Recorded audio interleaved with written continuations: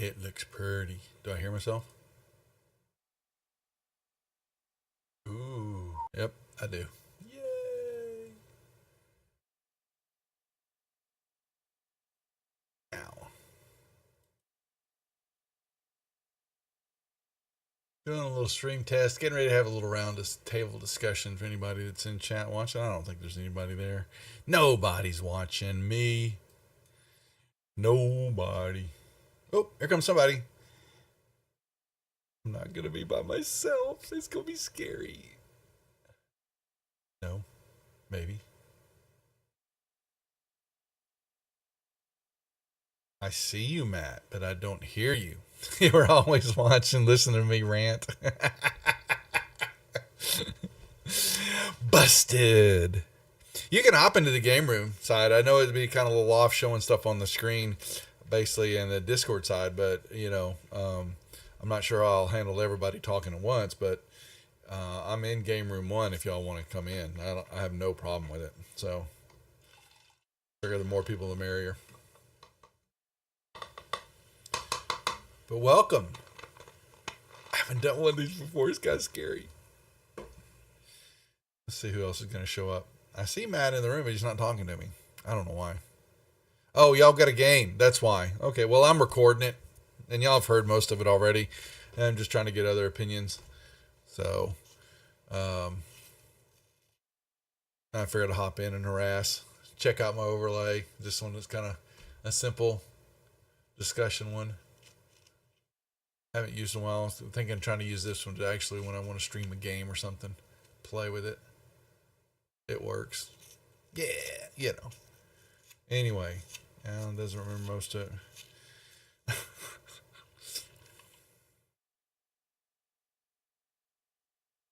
We'll let him believe that. Alan knows all. So there's Jack. Can you guys not hear me? I see them in the game room, but why? It's like they're not. Ask questions. I see me talking. And I hear myself. Duff, Jack, and I can hear each other, but you can't hear us.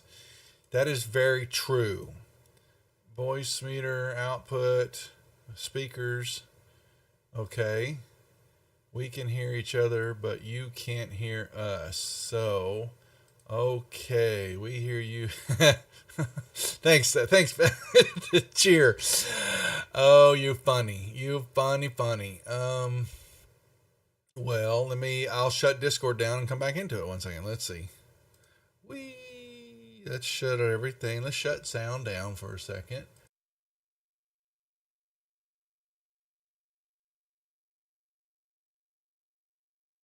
Up. Okay, yep. Everybody hearing me. And then here comes Discord. Load it up. Plop, plop, fizz, fizz. And no one. Now. There we go. Oh, you can hear us now? Yeah. I hadn't shut my Discord down when I was changing my stuff. Okay. Voice meter. Sorry about that. Oh, you're getting feedback from you. Have you got yourself on speakers? I don't know what I got going on. I can hear myself. Yeah, I'm getting a reverb on you. Back to the B and the A, B1 and the B2s.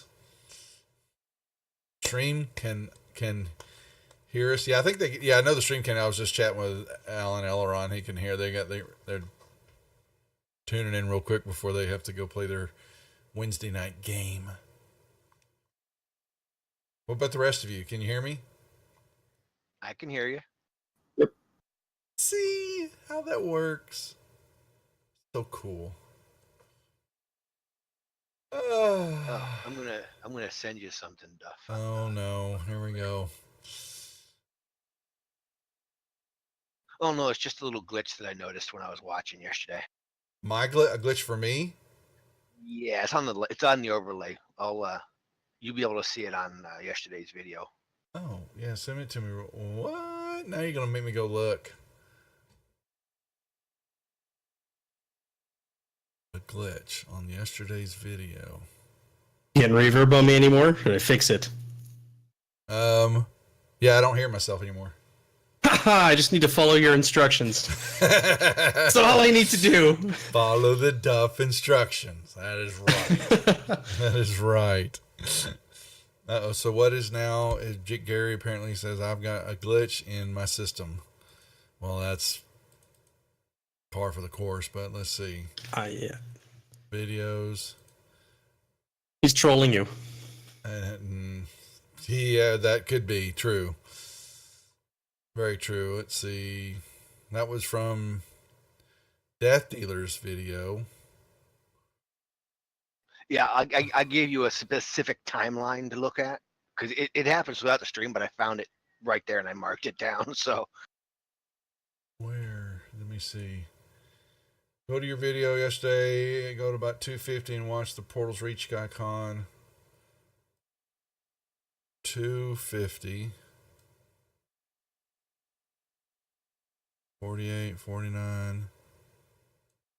All right, 48. Let's see. Watching a video, folks. From the icon will go from small to real big real quick and go back down. And there's a couple other little ones that you'll catch if you watch that, just that side there. You talking about the portal underneath the Praetor's Reject banner where the logos are flashing from time to time. The actual Portals Reach icon will jump real big real quick and then back down to small size. It just okay. Watching 2:49. We're getting there. It's about 2:50:21. Yeah, it's coming through here in a second. We shall see, and then we will fix if it's an issue. Let's see. Here we come. Fantasy Grounds. We're at 2:50.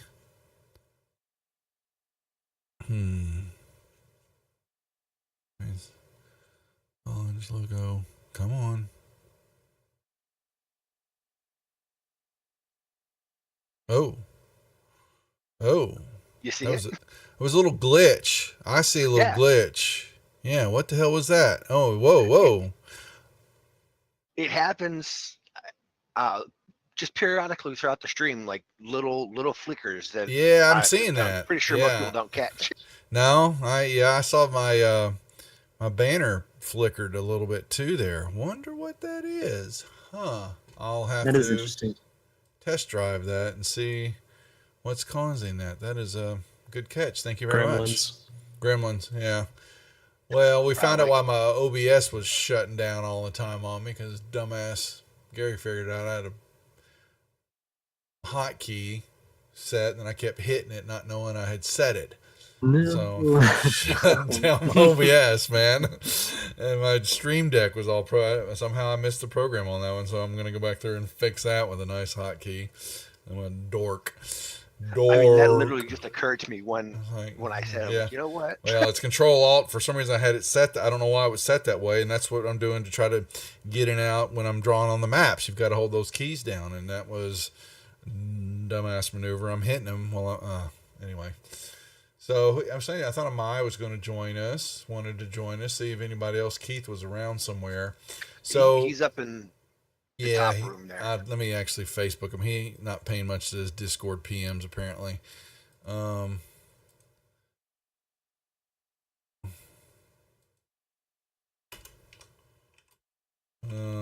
I think Amaya's just waiting. Right about that time. I can go in there and go grab him if you want. He's playing. I think I'll PM him real quick. He needs to. He's ready. So Matt. He's ready to. He says he's ready to DM. So all right. God bless the kid. Let's get him to run a game this week because I don't think we have any games going this week. He wants to do something. Let's reconfirm that we need to give him some type of little scenario off camera here. He really needs to do it on Friday nights or Sundays. They with the children and stuff that they take care of at the house. Saturdays just off the table for him. He thought it was going to be Saturdays, but he was wrong. Right. So, but if he thinks he's ready to take on a few of our players in some type of session, we need to give him some bullet points that he can run through and kind of where to run them off, where to take the adventure to, and then that'll give me a chance to play Volmar a little bit. yeah, and then Maybe I he still wants haven't to. decided if I'm gonna play him yet. yeah. Maybe he wants to get his feet wet by running a session 0 because we have a few players interested in it. I was gonna say if you were able to sit with him, I'd like to guide him a couple of times. I think with all the DMs, at least, Sure. especially since he's new to everything we're doing. I'm not trying to talk down to him that he needs hand holding, but he needs hand holding. So I want to make sure, because he won't use any of the modules. He will improv everything. He will. That's the way he DMs. He just throws stuff against the wall. So I would like for us to give him a little guidance over the first few sessions to get him pointed in the right direction, and then the same thing with the rest of us. We'll check in week to week with what we're doing, and then the storylines can stay, in line with each other. Speaking of that, though, since I have a few DMs here that are that have run games, when I go look at our lovely Portal's Reach map, I don't see any pins for where the activities in the games took place on the map. Now, do I? No, I'm I guilty. wonder why. Guilty as charged. Yes, let's bring that over so we can show that on stream for everybody to see. Isn't that pretty? Let's see. Let's go. Let's pull out. We have the Portal's Reach old camp. So Duffy he's going to have to eat a little crow because he needs to redo the map. And then they moved the camp over here to the lake area. And so there needs to be tents there. But then if you look, the only session that's marked is mine. Isn't that so weird? But there's been like almost a dozen sessions already. Yeah. Yeah. Listen to the quiet. Where's my sound? Let me turn this on real quick. We're going to get here we go. Oh God.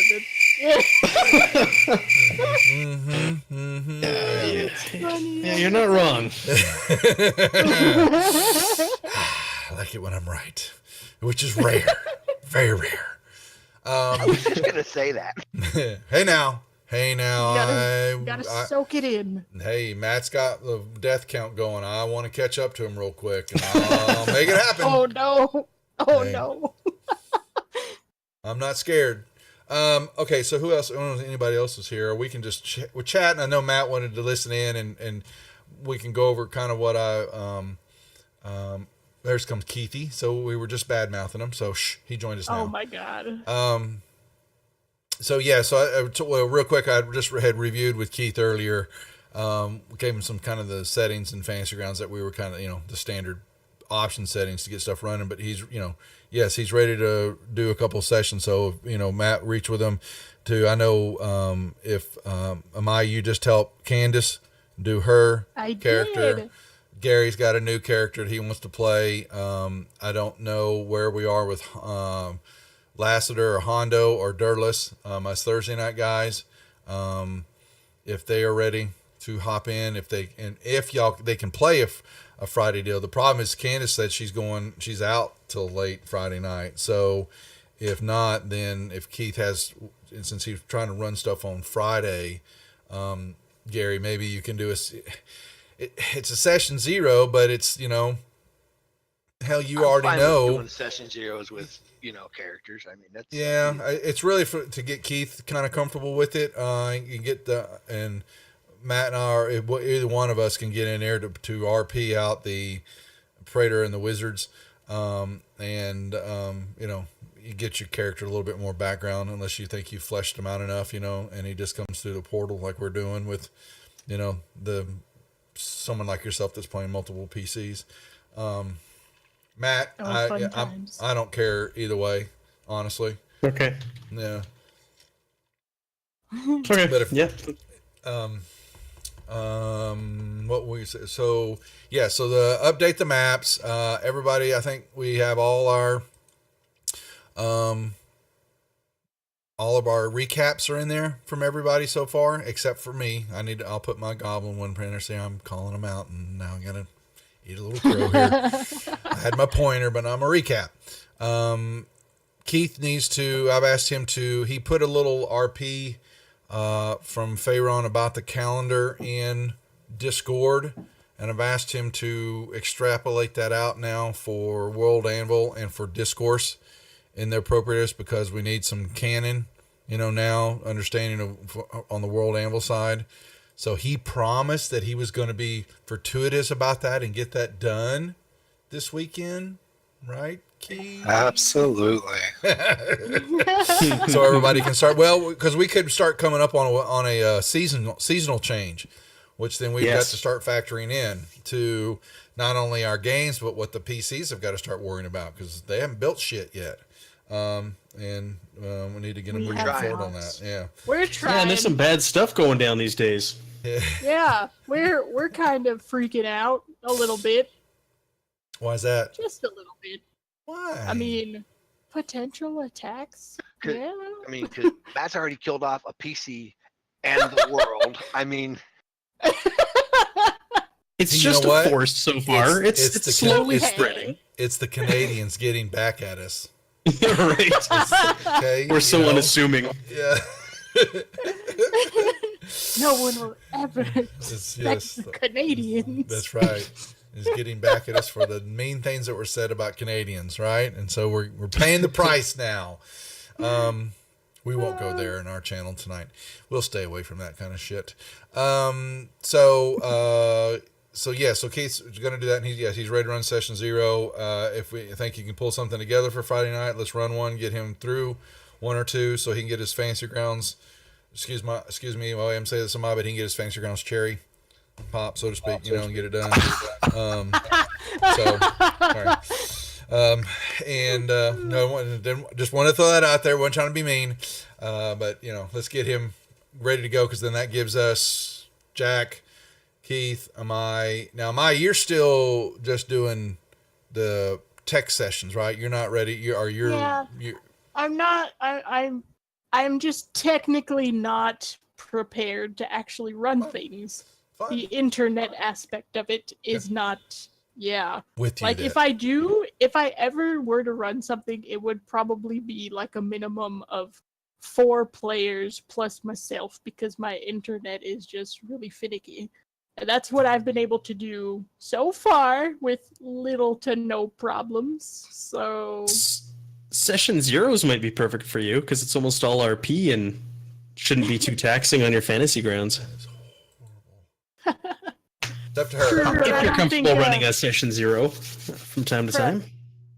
Probably, but I don't know if I can put on that Praetor charm. Oh, you just gotta roofie everybody. That's all you gotta do. Yeah, come on now. They can help out there. Not a problem with that. Okay, well, it's funny, my overlay. Okay, I'm not gonna worry about it right now. Could a session 0 technically, like, the players just create some kind of backstory for going through and then start at the portal? The new ones, we kind of indoctrinate them to get them into Waterdeep. Then a few of the ones, if they've got time, we kind of have them play out trying to search.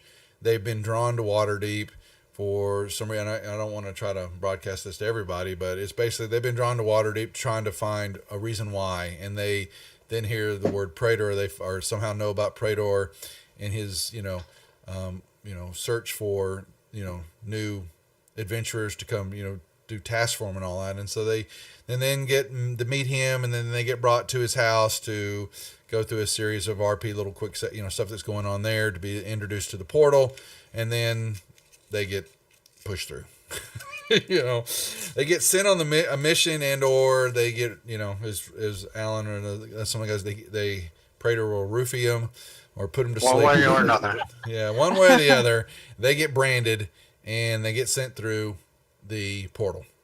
And once that happens, then we RP that out a little bit too, and they come through to then. There's usually we've had Gary's done a couple of the players have come on, and they've kind of RP'd. When the new players come through, there's somebody on the other side of the portal waiting for them, or it happens to be in the area to say, hi, welcome to your new world, welcome to your new life. It's a one-way ticket, so that kind of stuff. Get some of the bad news that where they're at now. And then they're done, and then they're ready to start doing their first real live game session. So, but for you, it was just to get your little RP, get your little the DM side to be able to run, especially if they're kind of newer. What we're talking about, if they're newer to Fantasy Grounds, then we needed to get them kind of through a small, quick combat session, so they saw that in action. Right. The rest of the players, hell, they're the pro. Everybody else pretty much are pros on it, so they don't need that.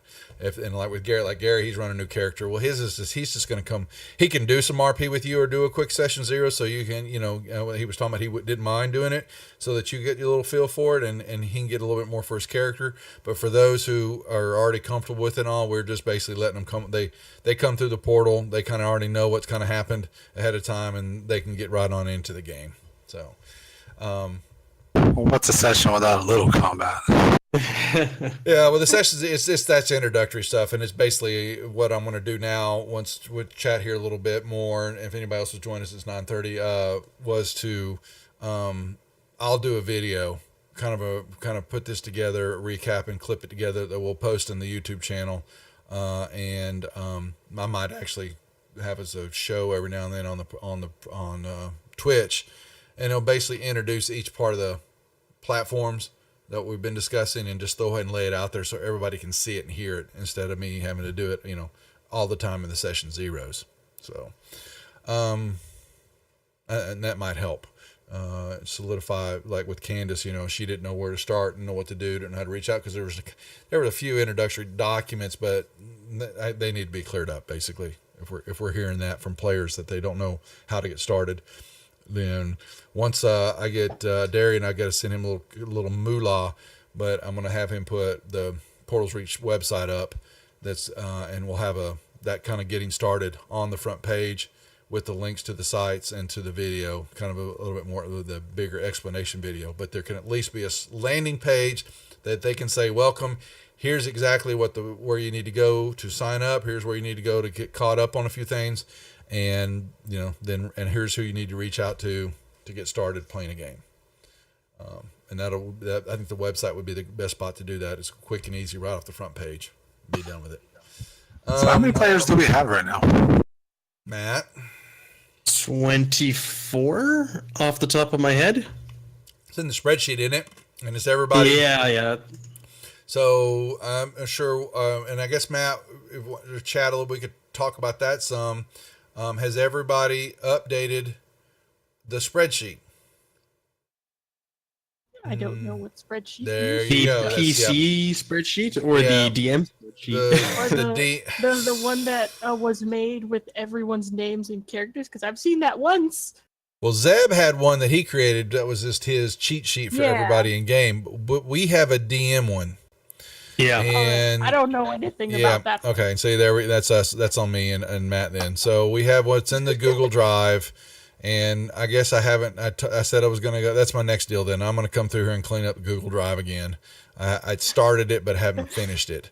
And Google Drive. Yeah, the G Drive. So under admin docs, we have a Portal players spreadsheet that is going to. It will grow over time, but it's basically got their name, their Discord information, avatars, real name. He's got a little notes deal. Character name, information, and basically you can start showing. I guess we should probably run the sessions out even farther. Yeah, I'm in there updating it right now. We only go up to session 5. But should there also be a? Sorry, folks, it's showing it on the Twitch channel, even though it's my overlays are somewhat off for some reason. But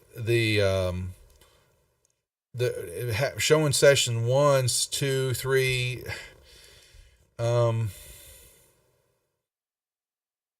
Should we make that should we do it that way, or should it be calling by the name of the game that they're playing in? So I'm trying to figure out how do we know what's. I mean. Oh, what session is what? Yeah. Yeah. That's what I'm concerned about. Well, if we date them, then maybe it wouldn't be too bad. I think maybe it's the session and the date in the column. Then okay. Maybe who ran the game, when it happened, on the the date of the game, and yeah, I think that could work. Man, Or is it another spreadsheet? Is it a game spreadsheet, and then I I'll guess- list my game with the date, and I list my players who played in that. It's and another every DM does tab. that. It's another tab. I Yeah. think we have a tab for every DM, and they can list their game there. Yeah. All right. Yeah. Well, here it comes. Because I mean, if I, I was going to say I was going to go pull up the Reddit West Marches spreadsheet to what they did, and if I remember correctly, it was just as big. Yeah, it is. Yeah. Where is that damn thing? I'll find it in a second here and put it up there so people can look at it because it is huge. There it is. Haven. No, it's Haven Town. That's not it, is it? It is. Let me see. Is that the spreadsheet you're talking about? I just opened the stream. That's our spreadsheet. There's another That's West the Marches DM. group out there that has one that's a public one for all the players, and it's insane the amount of detail that's in it. Oh, buddy. Yeah. It's got town building, it's got the players, it's got sessions, it's got real Yeah. names. Yeah, this is it. I believe. Yeah, See, Reddit. that one I don't. Yeah. I- There we never go. seen Yeah. That's it. Yeah, they've got. If they're dead, Yeah, it shows. Yeah, look at all the deads. AFK, they retired, active. They've gone. This one, the last one they're doing, they had over. There's what 200. Yeah, it's 273 players, and they've got what shows active as 75 in their games right now. And yeah, there's a whole bunch here. I'll put it up there, but it shows how they found them, the DMs running stuff. Yeah, like you're doing them when they played. So I think we're going to have to track that in the spreadsheet. Each DM is going to get their own tab in that spreadsheet. Yeah, that could work. Yeah. Okay. So we'll do it that way. And I also have made it a habit for me to link all the players in the recaps I make. that's fine. So Yep. that way, when you click on the person, it'll show what sessions they were in. oh, that makes it easier for us. Yeah, let's see. Keep doing that. Everybody do that. That's mandatory now. Like So if I make a listing at the top, or like just within the actual story recap itself, and then when I take the character from the introductions, and then I put the link onto the word or the name of the character, and it links them straight to the recap of that they were involved in, and it shows the links at the bottom of their character listing in the topics. Let me see It's, what you're talking about here real quick. Let me Yeah, come go. over here. You can go to mine for Amalia, and you'll see at the very bottom there should be 3 recaps that she was involved in. Community. Yeah, so and the character stuff that needs to be I hadn't broken it apart. I wasn't going to ask if people wanted to recreate their character sheets in their introductions, and each one's got their own forum, topic, because there's some of the stuff you're linking to was in the old character introduction deal. You're talking about in the Anvil? I'm talking about Discourse. But Okay, I can Discourse, change I'm it looking. for the Anvil as well. So you did. So you're doing it right. You went through and you got Amalia. She's got her own form. She's got her own forum topic now. And so, but if up above in Discourse, I've got do not post here. That was all. What happened is everybody was replying to the first comment, and there was just one big forum topic of a bunch of characters. I should have explained it better. Is we want each person to create their own topic and so now you have an individual link per each character, like it should be. What's happening in there now, but some of the players have still not done all that, and I'll reach back through to some of them and have them go back and recreate new topics with the information they have in the old post. So each character is doing exactly what you're doing, is they have their own forum post, and we can reference it in like you're doing in World It's Able. much easier Yeah. that way, Yeah. especially to find them. Yeah. So we've I can got, just click and link them that way too, and that And makes my life easier. and I think so. Frumpus, that was Jack's, and he's got his stuff in there. Yes. So I don't know, Jack. Did you put are the characters? He did his a little differently. Let me go back and look at his. his They're at the top, I think. RPG report. Oh, I didn't want to do that. Damn it. Articles, you dumbass. I just created a blank one.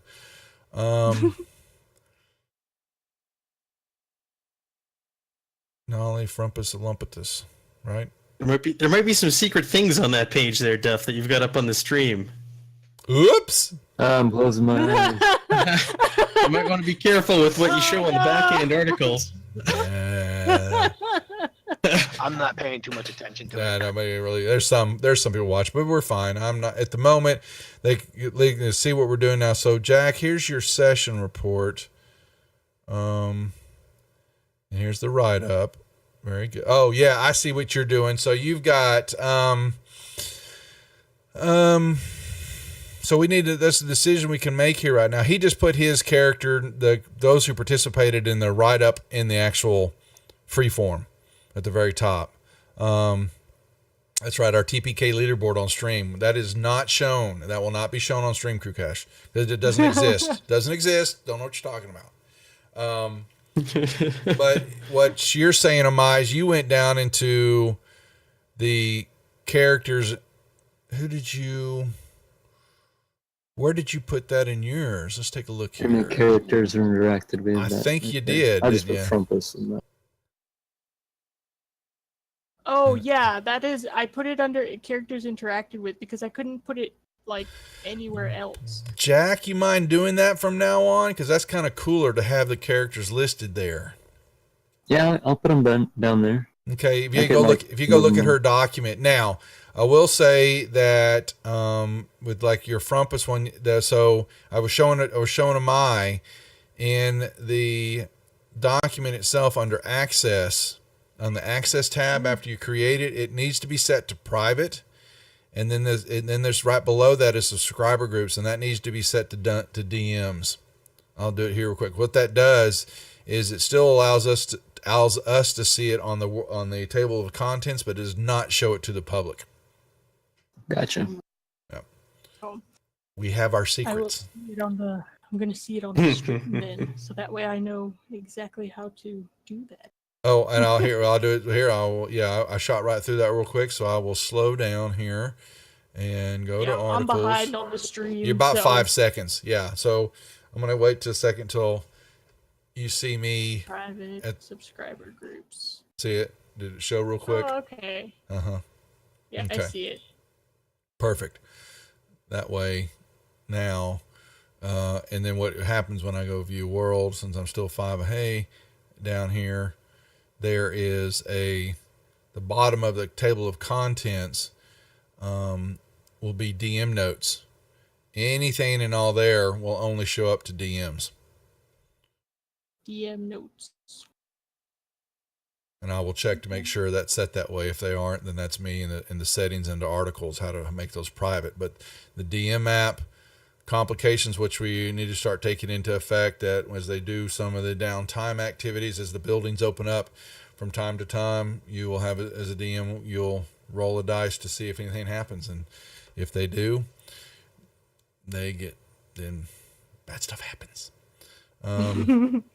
But we only have 4 session reports, so I'll get mine done. And then how many? Yeah, I got to update mine. I got a bunch of backlog I need to get on there. What's up, DJ? We're just sitting here doing a little streaming and recording for our Portals Reach background. I couldn't find where you add your character to World Anvil. So Alan wants to add character. So when you go into Portals Reach here, I believe that you can. He needs to be an author, I think, to do that. Really? You can't just go. Yeah. You can't be a subscriber. I don't think so. I think he needs to be an author. To add your own character to World Yeah. Anvil? Yeah. Oh wow, yeah. I mean, it wouldn't be too bad if you could just copy and paste what's already in Discourse, like at least for one of Right. do that, right? If we want to post the fields like as a template, and then if the players want to fill in the blanks, we can copy and paste it and put it into World Anvil for them. I mean, Have what's you already seen this stuff? So look at the. I know. I don't bring it up Are on you the kidding stream me? here. I'm not copying and pasting all that. What? That's a you're writing a Bible right there just for a character. So here's the screen. Yeah. So Elron, Matt, what are all the names? Damn, I'm forgetting names. Yeah, this screen is got so much information. First, I've got you write the name of the character. Then you've got there's 9 tabs right there to start on things, and that's basically access and how it interacts with World Anvil. And then we get down into the freeform area, the naming, mental, physical, personal, social. He's got years of hair color, height, species, and then we come over here to naming any title names, his mental, education, employment. I mean, look at all this stuff. Sexuality. That's so much little tiny like details. Taboos, and yeah. detail. That's cool. It's insane. It's cool, but it's insane the amount of detail. Yeah, no, I'm glad I asked. Oh I thought God. that you didn't have to be an author. So the question is, if someone wants to do that, do we give them ability to author and come in real quick and create their character if they want to? I don't know, because then not everyone is going to be interested in entering all that information. That's right. I think, And he wanted to, and we were going to give a portal point. Me and him are like the super nerds that write everything down. Well, so we're both all about that, but I don't think everyone else. no, and they're not. And I thought it would translate to my hands real well. yeah. Sexuality bard. To avoid having to teach people how to use World Anvil, because it can be pretty intimidating if you don't know what you're doing, it might be best to do templates for the few people that want to do it. And then if someone wants to jump in there weekly, bi-weekly, and update those characters, copy and pasting, that might be the way to go. Because also, if we add a bunch of authors, people can start poking around in there and looking at things. Yeah, and that's right. Well, I would give him the author ability. Say you've got a few days to go in there, do it, and then we pull you back out of it. Like a bad other. Yeah. So, and he's saying the same thing then. Okay. So what we'll do is we'll pull a template form off of this, so that people can fill out, and then someone will go through and key that stuff in on a daily or weekly basis, based on bi-weekly. Characters. Yeah, monthly, yearly, something like that. But yes, I thought that you could go in if you create an account that you would have some access. But you're correct. I would. Yeah, that makes sense, because you would need to have author access to come in and make changes to it. Yeah, it is. That's because I think that with the subscribers we only get 8 out of 10, and followers we can have as many as we want, but the subscribers I think or is it the authors? I think we're at our limit, aren't we? And I don't know. We were on author. So I've got only 3. Well, remember they bumped us up because we came in on the Kickstarter from the beginning. He gave us a bunch of extra perks. And I think and that's right. So we're talking about, we'll put a template on that, but right now, if we needed to let every player know, new players come in, that they need to create a new forum topic of their player name in Discourse under character introductions. That's where that needs to go. And that'll have our link right now. She's trying to clean. Of everybody that's in there, and we need to go back through and actually have all the other old characters that are in that document, pull theirs out and create new. Now, why do I see backup second character? Oh, change yours, Alan. Not back. Go ahead and put his name there unless he's not in the game yet. He's not. Not yet. It's in case Alan dies. But that's going to clutter my discourse. You know what? We'll make a form. We'll make another room in here, to be introduced. Yeah, I think he is too. So maybe we can put that. We can put character if you want to pull up other ones and create it. We can put them up. I'll make another room here to be introduced. Up and coming new residents, and you can put those posts there. Because I'd like to have those who are active in this room, and when they pass on to the ever after, like Cornell, Do we want to pull him out of this room and put him? He goes into the Wall of Fallen with his obituary, or do we make a? We'll think about I that. mean, you can also make another little section in this character introduction spot for like the dead, like graveyard. Well, it could have the character sheets that are for those that are there, and they can see who they. I'd like to keep them there because they were part of it, and they still get their. We still want them in the tribute wall of the fallen, sitting out there, people writing up about the character there. But I mean, in the character introduction section, since they're technically no longer a thing, you can just keep a little section. I'm going to create some introduction section. I'm going to have two up and coming and dead. There. Yes. Okay. Yeah. I will have up and coming and deceased.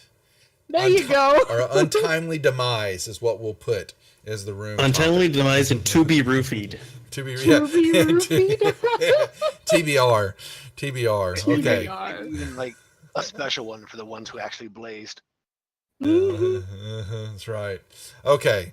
So that'll get that there. So then, so we won't worry about it. We'll tell not to worry about putting their characters in Portal's Reach. In World Anvil for the moment, because it's a pain in the ass. Nothing against you, Dimitri. We appreciate World Anvil, but it's more information than we need right now. Okay. So that being said, let's go back. So let's since we're here all chatting about it and getting everything out in the open, is on World Anvil. Is that we have table of contents that's fairly is it fairly intuitive? Is it, we've had questions about it, making sure we understand how players advance and the progression chart that is there. Making sure that when they level up, they get this amount of gold. It's not this amount of gold per session. That I would like for all of y'all that are sitting here in the room, we can make these notes to read through it again, just to make sure it sounds right. Because if it's what we're saying is if it's in World Anvil, it becomes canon. This is the DM wiki, and basically the rules, where the formal rules will be kept for everything that we do. So just to clarify, you get 75 gold when you level, correct? Mm-hmm. No matter what level you are. Correct. Okay. And I think it goes up. Does it not go up? What's confusing people? I think it does scale. Yep. So it's cumulative, meaning that where you're thinking it's cumulative every time you run a session, or it's cumulative, right? Is that what you're thinking? You're saying, Gary? I've heard people ask if they get 75 at level 3, or if they get 150 at level 3. Or 2, whatever. Got you. Know what I mean? They get the amount that's listed there. Matt? Which one? I'm not opposed that they get the amount that's in the column. Let me jump over to that. Let me look at the same thing as you. Would you please join me over here in World Anvil? In the cumulative individual treasure. It does look to me like it's 75 per level. It is, but it is. But, yeah, you're right. Yeah, I'm fine with giving 150, like the amount listed there. Yeah, I think that we'll level make 3 you get 150, level 4 you get 225. I'm fine with that. Yeah, I think we'll leave it at that amount.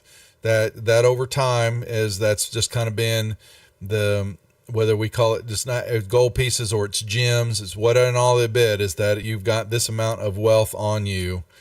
So you get your first session done, 75 GP. Then when you get to level 3, whatever you've got left over that 75, you've now got 150 to add on to it. Was anything, out over what you've spent already of your 75. So it doesn't, So I think we can play it that way. So that clears that up. So we just need to change the from cumulative to gold per level. Individual treasure per level. Individual gold. Yeah. I guess we'll do it individual gold. Per level or per session? It's per level. It is per level. It's the word cumulative. Okay. Yeah, that's on me. I will change that chart and pull that out. And it's basically individual treasure at this level. And you get that amount. Per player level. Per player level, not per player session. Okay. PPL. So we will make that change. So, okay. Same thing with treasure. Now, treasure points. That's the same thing's happening there because we're saying we get one treasure point and one portal point at level 1. At level, we were saying you get a portal point, treasure point per session. And that actually should that be cumulative because we're saying by player level 3, you should have 3 portal points and 3 treasure points. Correct? Well, Yes. what's the difference then between the treasure points and then the individual treasure? Because I think that also causes confusion. Okay, well that's in the document. So what it is that there are some things that require gold to be spent. Some of the you could work a job and get a little bit. There are some other downtime activities if you look through them that require you to spend a little gold and do stuff on. Yeah, Alan, we got it. Yeah, so cumulative. I'll work on my grammar.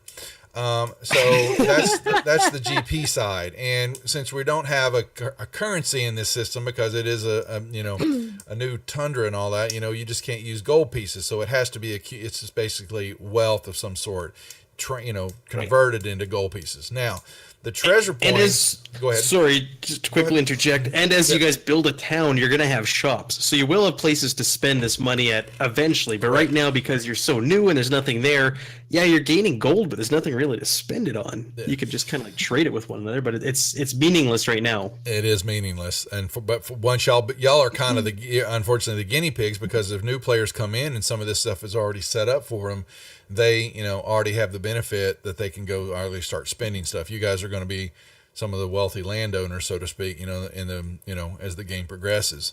Yeah, I get that because the gold part I understand, but the fact that you're calling that gold treasure as well as portal and treasure points that are completely different things. Yep. Yeah, that's right, what's so many currencies. Individual. I'm going to put individual wealth there. So that the difference between wealth and treasure points. Perfect. So it's that last column that's really throwing everybody off. Okay. Yeah, and again, the portal and treasure points part is not like you get 3 after 3 sessions. You're getting them. It's 3. Yeah, it's supposed to be a total. That's supposed to be it's a portal point per session, right? Yeah. Yes, it is. Portal and treasure point per session. Yes, that needs to be set to cumulative. That's basically you're getting that every time you play. Your ramp you get to have extra one. You get one per session, both of treasure point and portal point. So that's what. And by session 3, what it's basically saying, you should have 3 of each. At session 6, you've had 6 sessions. You should have 6 of each. And at those levels, you should be at 4th level. You're getting 6. The level makes that doesn't really matter on the level side for the treasure and portal points. It only matters, the level only matters. Maybe that should be 2 charts then, because I've broken them out in the explanation. That chart maybe it's confusing because adventure sessions, then you should be at these levels, you have this much gold, and then another one is adventure sessions, you have this many portal points or treasure points. So okay. Little work there. I think I just had something in my mind and it just slipped away from me. Continue. It's okay. So until I remember. That's fine. So we've got that's the document there. Make sure it's that we'll get that should be self-explanatory to some degree, and then individual treasure has its own document. So that's what I'll do. Since I've got a separate point for that, I'll recreate those 2 charts in both those pages to reflect exactly what we're talking about in the documents. Okay, so then we go back to me now. Yeah. Okay, Sorry. so then we're going to that's okay. So we're going to the building stuff, and which is where we've bogged down a little bit, just because one of understanding what we're doing, plus focus from you giving the players. Maybe have given everybody a little too much leeway that we should have probably focused in on. Here's kind of your examples of what can happen right now based on, the lack of tools, the lack of resources and things like that. But the primary districts basically we're showing these are the sets of buildings that can go up from the beginning, starting with the town center being the most important one, because along with it comes a tavern. And we've got to get this one done. So Which Alan then, will love. yeah, Oh my unlocks. God. Yeah, because once you build that, then the downtime activities begin to unlock. And I was playing around with, and I thought that I did on the community server. Then I went to downtime activities, and I clicked on corral. Yeah, I've got if they haven't, no one's really paid attention. But if they go into downtime activities and click on one There's of the different things to there's- click on. yeah, there's new boxes everywhere, but each one of them are locked. And I show it. I said it's locked. You can't do anything here yet until we open it up. Am I showing this a replay? No, I'm not. Dog, dang it! Stop doing that. I knew not to. I shouldn't have done it. Just remember when the tongue's sticking out of the face, I'm All trolling. right, man. All right, I'll make note of that. Make note. I know my next character Can't death. trust anything the dog says. Not at all. How many points does a personal house cost? That might be another thing they'd get into. Also, would be thinking about like an actual character house. Yeah. We have them. They're not unlocked yet. So yes, they're coming. Okay. Yeah. They are coming, because we were also talking about fortresses. You know, this actually some of the stuff like with Colville's doing and some of the book he's released and all these extra pieces. Now, can you create your own estate? Can you create your own guild? And the answer is going to be yes. But let us get into season 2 or season 3 before we answer. Let's build a town center first. Yes. Yeah. Right. Because we don't want to, but we think that it might be that we get through this season and you're not going to like this, but that we flush it and start over again. So there are plenty of characters out there that don't have anything to do with a town. They'd rather be out in the forest or whatever. Yeah. So, You know what I mean?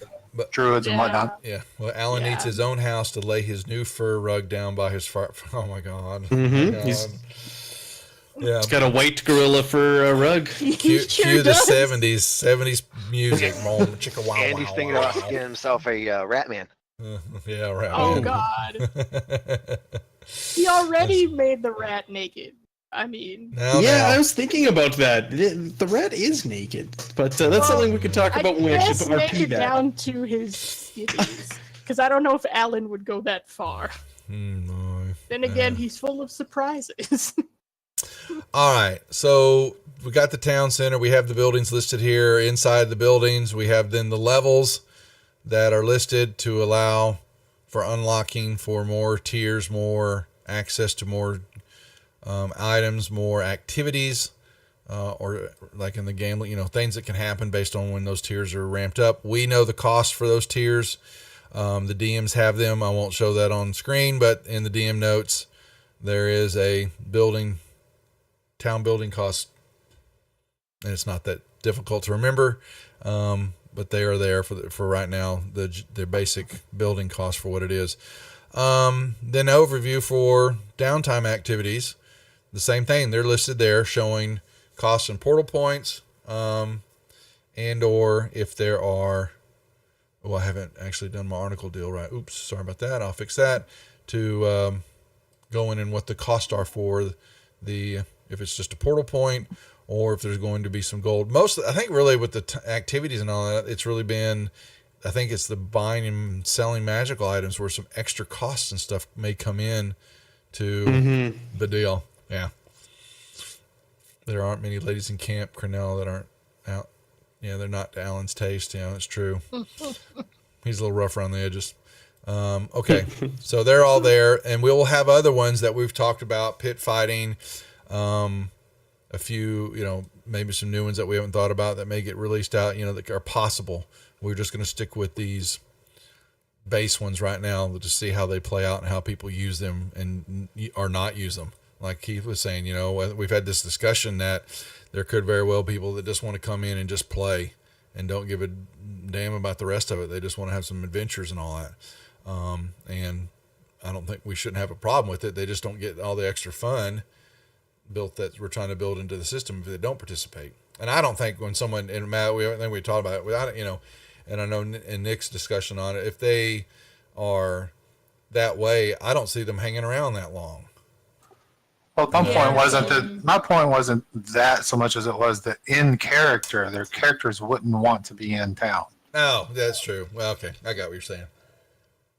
They're forest Like dwellers. a druid, yeah, or the kinku, Yeah, like it's what he Becca's said. kinku. Maybe she wants to build a nest up in a tree somewhere. You know? I was just gonna say we could build her a tree house and she'll be fine. Yeah, exactly. Little birdhouse. Sparkly Okay. will have a tree house with all of her goodies inside. So she'll have these pictures of her family that have been long lost family that's now dead because they were killed last oh night. God, no. Along with all the So sad. P embroidered onto it. That's right.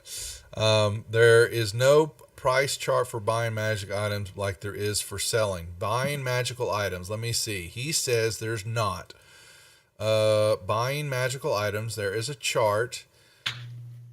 Well, okay, so yeah, so the issue is that question is how do you ask? So I know what he's asking. Well, what if you're saying that a player wants a specific item, and we have that in a hidden document, so I can't show it. Complications, I believe, or it's buying magical items. DM notes if y'all want to read that as DMs.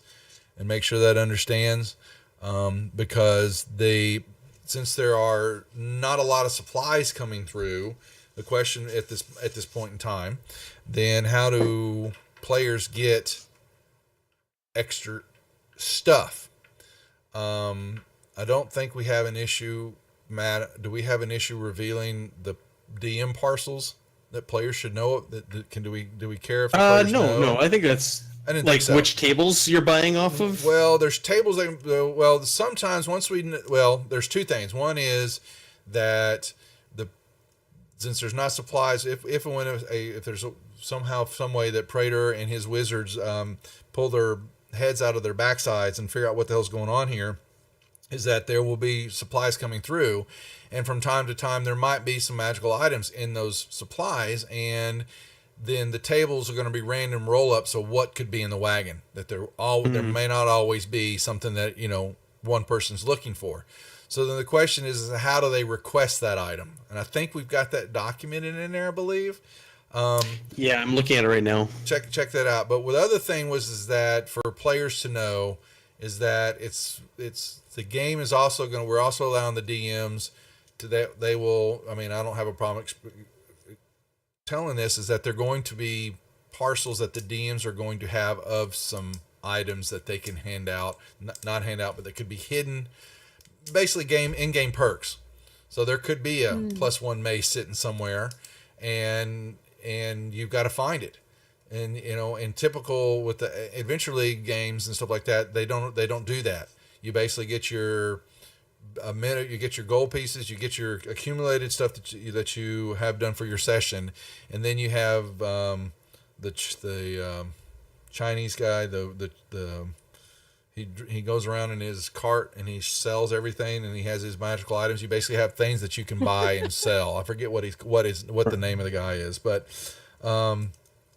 Fei Chen, that's it. It's Fei Chen comes around, and they have all their legal magic items that you can purchase and sell through Fei Chen, and they're actually sheets that you have with your character to show that. And so there are no really magical items. And so the question was, how do we do that in game here? Because it's people are going to want this stuff, and we thought it would be very boring if there were no way why would you search for traps? Why would you search for chests and all that to find loot if you already knew at the end of the session you were going to get your cumulative gold, or your gold pieces? So we have decided that we're going to, from time to time, there actually might be a magical weapon or there'll be stuff here and there. Or a pipe of smoke creatures. Yeah. Oh, that was good though. Yeah. That was So good times. we want the character. I think I'd make sure we address that with the characters, is that they know that you still need to pay attention to what's going on around you. You still have to know how to look for stuff. It's not going to be just generic point direction, kill something, figure out the mystery, whatever it is, and then you're done and you get your accumulated wealth. That you very well could find a chest somewhere, and inside it could be a weapon, or it could be a mace, there's a long lost buried item somewhere, and we're going to sprinkle those in throughout the deal so that I think that as you progress and as sessions get harder, there should be extra rewards for that, other than I just got to my level, here's what my chart says I get. Boring. So those will be there, but you still can go through on the buying a magical item, and there will be some charts, and from time to time that stuff could show up. Okay, for the moment. It's not happening right now because there's nothing there. Yeah. So, a common magic item was handed out last week, but that's about it. That's all it's been given so far. How did it? So you gave it out? So tell me. I gave it out. Yep. Were you authorized to give it out? Huh? Well, so what was it? I didn't catch that. Is it in the write-up? I don't know. Is it in the write-up? Alan or Oh no! Is it in the write-up? Oh yeah, that DM DM write-up that I'm waiting to get around to. Yeah, that one. Tells everybody, tells the DMs that there was a magical item gifted out. Yeah, put it out because what if I'd have played it and said you don't have a there's no way you got that, and I don't have a write-up, Matt would have got in trouble. Yeah. So okay. So if there was one, good. Well, to make sure I guess you should. If we come up through the write-ups or whatever, is to alert the rest of us that that's there, so that we know it's in play now. Mm-hmm. Because if I didn't catch the whole session, then I wouldn't know. Okay. So I'm watching anything else. Okay, that's the kink. Okay, so there's the downtime activities. Keith is going to start putting in the different pieces of the time and calendar across the different platforms, depending on whether Faerun's going to relate something to the players in character or if it's going to be something that's in discourse. Hey, Duff, we see the whole world map, by the way. It's fine. You can't you can see it. You just can't really see it. Yeah, it's there. It's tiny, but I can see it. It's tiny, so you can. You got to know that there is more to the land. Okay, so that's not even all of it. Yeah, and that's not huge. Yeah, I haven't finished. I've got to get when we know we're going to be expanding out, I've got to draw. Look at all these pins. Where did these come from? Is this? I wonder what happened. Wow, broken. Some of them got called out on stream, so we went in there and did some work. Ooh, Cornell Falls. So I need to go in there and add a little river or something over there. Yeah, a little river in that area. Right. Okay. Maybe coming down off the mountains. I will make something happen. There we go. Perfect. And I need to move the town over. I know that. That's cool. Yeah. We also need to add a pin, Mr. Jack Logical, for the ruins that the group was on that we found. How do we add the pins? You go to maps. Oh yeah, how does one add the pins? Because I'm assuming text adventures count too. No. I would. So we're gonna talk about that. Yeah. So, but you can go to image. I think you go to maps, right? Well, yeah. The easy way, if you go back to the map that you were just on, Duff, if you click that little hammer in the bottom right-hand corner, it brings up a list. It's a new feature on World Anvil, and you can click on maps from there, and it takes you to the screen that you're on right now. So I'm looking at my map, and I click on the. Oh, get out of town, man! Son of that is so cool. Yeah. And go to maps. Click on that little hammer, and then map is the last option on that list, and it'll take you right to that menu you were just at. There it is. There's our markers. Oh man, that's awesome. That's cool. Good job. Okay, there's our DM class for the day for World Anvil. So you'll also see. So just so Matt, you guys know the authors and all that. KC is listed as an author. He is. He runs Cobalt Con, and he's the one that runs the Blackmore Society stuff on Facebook. And for all of us that are DMs that stream for the Blackmore Society, or the streamers that work together to run these games for the conventions that he's lining up, and he is developing his own world and his own campaign that I'm going to help write some for. And it was like it was the session that we played with the the count that y'all, we did the stream for Cobalt Con, that I'm helping him write some stuff. Oh, and I'm actually he The one we'll, where we wanted to kill him at the end. yeah, exactly. Yeah. So he's finishing up. We've got session 2 almost done, and he was in town for the North Texas RPG Con, and I sat with him for the weekend at his table because he has some stuff that he makes via wood and all that he's selling, and he's introduced me to several of the old RPGers there. Said hi to like Menser, who was there. Frank was there. Got to meet him and a few other guys, and so but. The Blackmore Society, he's the world he's writing for. I wanted him. He's got all these notes, and I said, dude, you need to get this in World Anvil.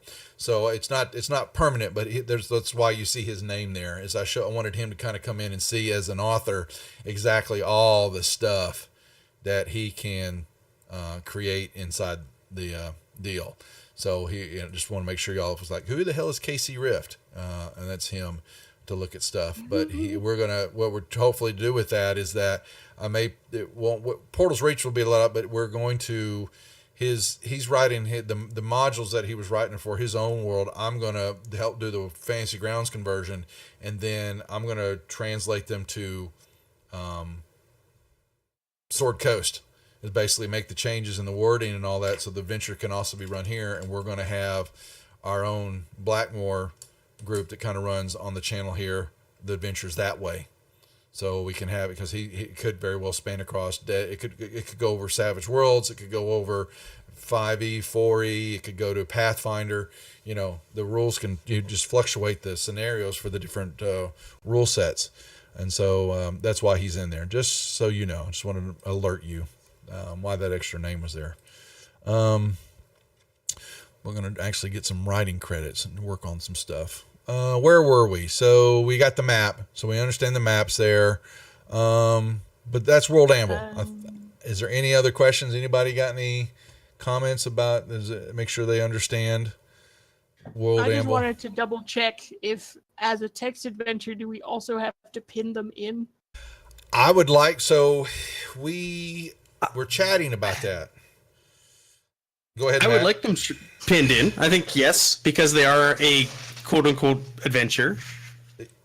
I think we should. There was discussions of that we don't care what goes on in those. Well, maybe I'm wrong. I want to make sure I'm not putting words in someone's mouth. But and Matt can tell me if I'm right or wrong. But I thought there was some that were saying they just let them run and they could do whatever they want. They weren't part of their overall gameplay. Is that true or not? I don't know, because Matt, the I'm one asking I Matt. ran. Yeah, I'm well, asking Matt. they technically are, because the one that Amai ran is going to turn in. It was a stepping stone for a full adventure quest that will be run down the road. Okay. Mm-hmm. So I don't, and there was repercussions, were there not, and ramifications from your little text adventure that you're in, like someone was injured. Albiel got poisoned. Right, and they discovered new things, and new things were uncovered in the world. So I think those should be logged and should be pinned. I think so. I That think I agree that if you're running them as an adventure, that the people aren't getting.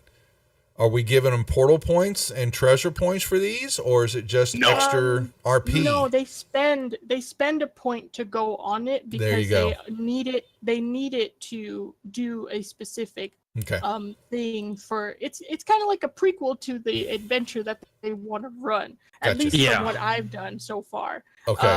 And there were the repercussions because one of them did get pretty badly poisoned. I think you're gonna have to record them. That's the one that I put in the session report.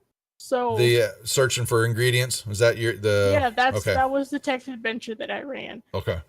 So yes, then it goes in, and you can put a marker if there's anything that happens on the map and who is all involved, because you're also going to need we're going to need to know, and you're going to have to track for us, I guess, in the spreadsheet that they spent a portal point in that session. Mm-hmm. We need to know that it's been deducted properly. Can I see the ruins there? I made a mark for the ruins, but I don't know. Let me see. There's for the portal points too. It's like trying to make sure that all of that is also kept up to speed to those who do creative posts. Mm-hmm. Like, because I know that I have lost track for sure for what I have as far as portal points. But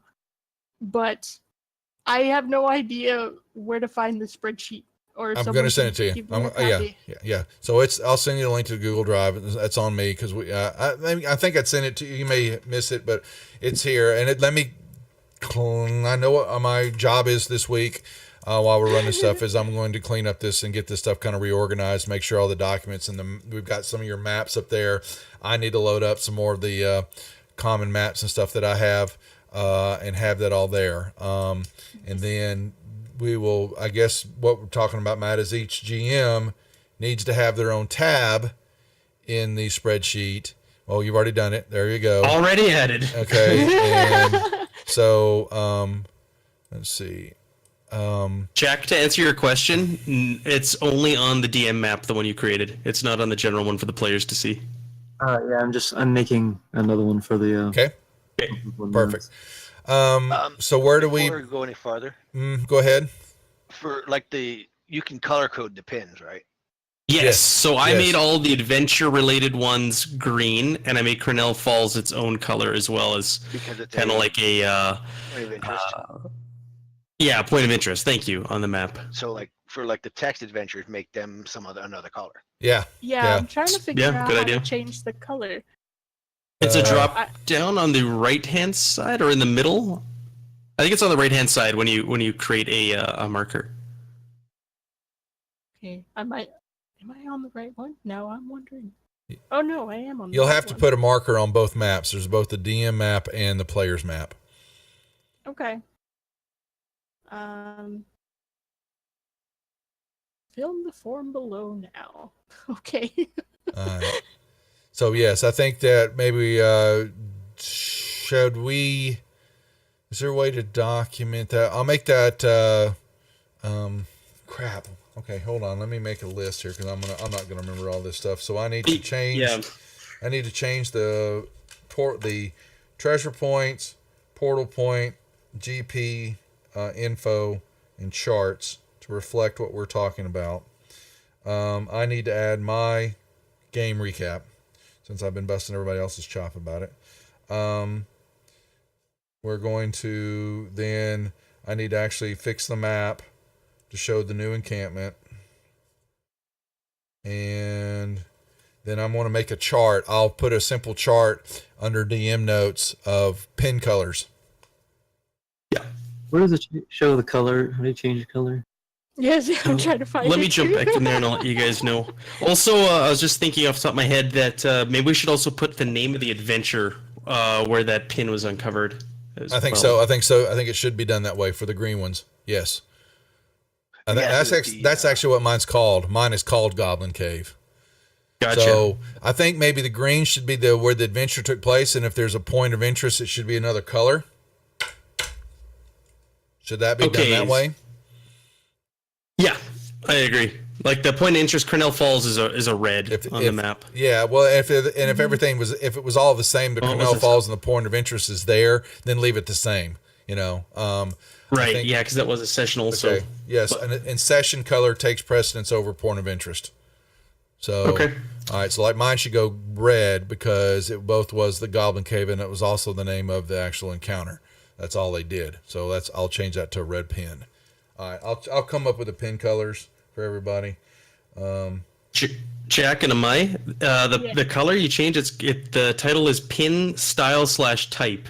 It's the first drop down underneath the marker description. It's not named pin color. That would be too obvious. I know, right? Pin style and type. All right. So maybe let's see. Oh, you can do different styles of pins too. Well, it says So simple far they're all the same.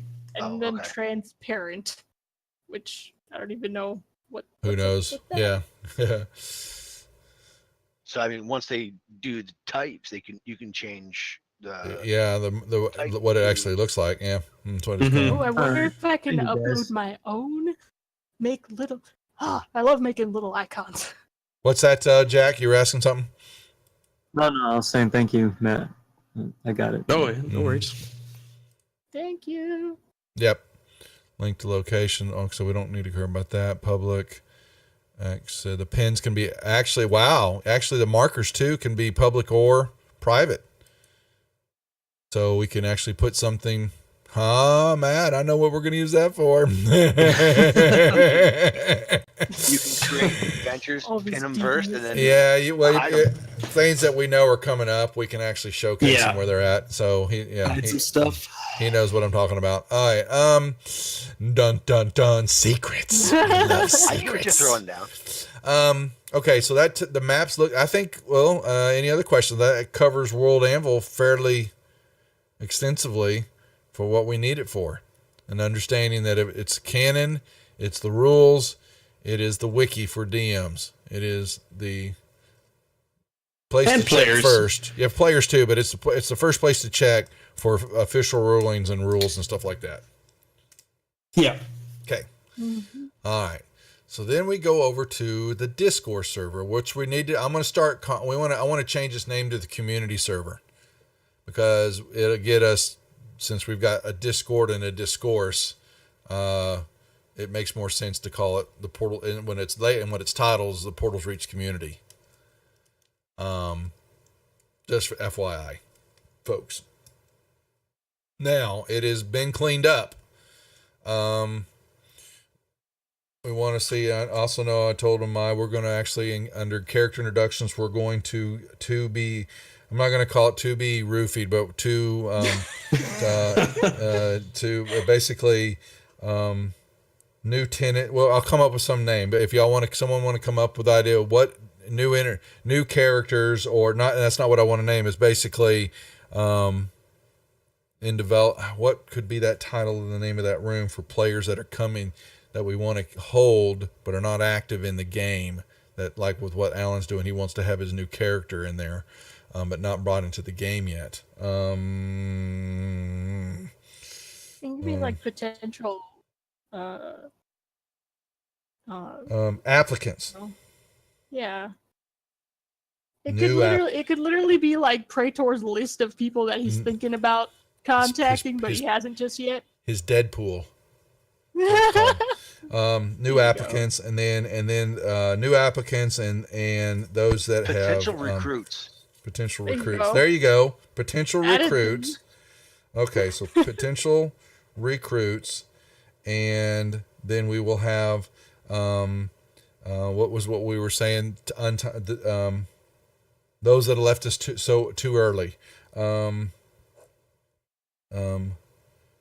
Like the Hall of Heroes or Well, it's the Dearly wall departed. of the fallen is basically the write-ups and all that. I don't want to be confused. I just want to say those that have passed on, something like that. I'll come up with something that is passed on, moved on, untimely demise. So those characters can go over there, and we know then that they should have a write-up in the wall of fallen. Okay. So on the Portals Reach Community Board, basically we have the community guidelines. It's going to have. I really just kind of had the terms of service, code of conduct, and that's also reflected in World Anvil, so that we are Praetor's hit list. Yeah, that's right. That we have those rules fairly stated out, so there's no ambiguity. If someone says, "Well, I don't know, I never read that, I never saw anything like that," well, they are clearly listed on the top of both pages for people to see of what we will tolerate and will not tolerate as far as player interaction, gameplay, stuff like that. If anybody has any concerns or questions about the wording, please read over it.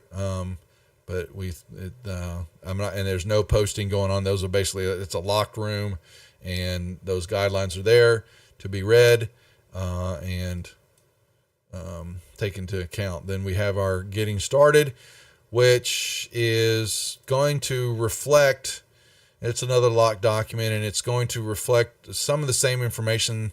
I'll put a World Anvil document over there, but I think I may pull this out though. I'm thinking about it should be on the front. If I put it on the front page of the website, then any and all things that we are talking about from now on, we direct to the website first. And from there, people will have the landing page to go look at everything. Instead of saying, go check out the Discord server here or go check out World Anvil here, does it make sense that the website should sit there and basically you say, go to check out portalsreach.com and you can get involved? Yeah, I always thought that the Discord should be the one and only place for players to really focus on, and then World Anvil can be secondary. Correct. That's what it's for. I'm just wanting to say, do I need the getting started document that's in the next room and all that? I'm going to clear that up. What I'm trying not to do is have the rules spread out all over all the different platforms. I want them in one concise area. And so I think the basic rules are all sitting in World Anvil. I'm not going to recreate them and regurgitate them in Discourse. So we'll have a document that points it to them. Yeah, I think it's just silly. That's redundant. Yeah, exactly. Yeah. Okay. So that's the getting started in Portal's Reach. And we've got who's who. So all of you, I think all of us that are actually Keith, you can go in there and create a document, and actually, apparently, I need to do it also. Okay. All right. Add it to the list. Yeah, add it to the list. So now I've got that. I've now got who's who for me. Okay. I'll put that there. So that shows who's involved. It's time for a conversation. That was me. I will remove that when we're done. And then also I've got a room in there, which is ask the DMs, admins, if they want to put something there, because I also have it over in the Discord side. And the purpose is what, and trying to understand, is that the community server is more of the, I say long and drawn out, or basically more in detailed type discussions that could take place, where in Discord, it's something you're trying to ask real quick. I don't want these long drawn out conversation in Discord, because there's no way to maintain and monitor and watch all that. I just don't think there is. Now, prove me wrong, and I will acquiesce and say, okay, we'll put it in Discord. But for managing and watching and being able to maintain some civility and control over this, I think that the community server is where this should all take place. So I have a room in both areas to be able to reach out and ask. Players can ask the DMs or admins questions and get answers to, and other people can then see if those questions are asked. And if they continually get asked, then I think that alerts us that we need to add a document to the FAQ. And then we can agree. And then we upload it that way to World Anvil. Now it's become canon. Okay. So that's that room. And then character introduction, self-explanatory. Everybody create a new topic for introducing their characters when they've come into the world. We will create 2 new rooms for those who are inbound and those who are outbound. And ability to move characters in and out so we can see who are active and who's not active, basically. And new players can see what's going on. Where are we putting the new player, like the player introductions instead of just character introductions? So you're talking about for those who sign up. Right. Good question. So where do they sign up? Shucky darn doo-doos. We used to have a room for that. Well, remember, because that's what happened. It all got commingled, and I kiboshed the play. Okay, getting started. I'll have to put a room in there then, or new players sign up. I'm just going to put it in new. I'm just going to put it as part of that room under the getting started. Is to create a request to sign up here. And yeah, you know what? I'll make it a room. New player sign up. Once they've read this, then they'll be directed to go to the new player sign up, create a post there to say, hello, I'm ready to run, or crap. Yeah. I think that you can move the one section that you have for the character creation, because I just went over this with Candace.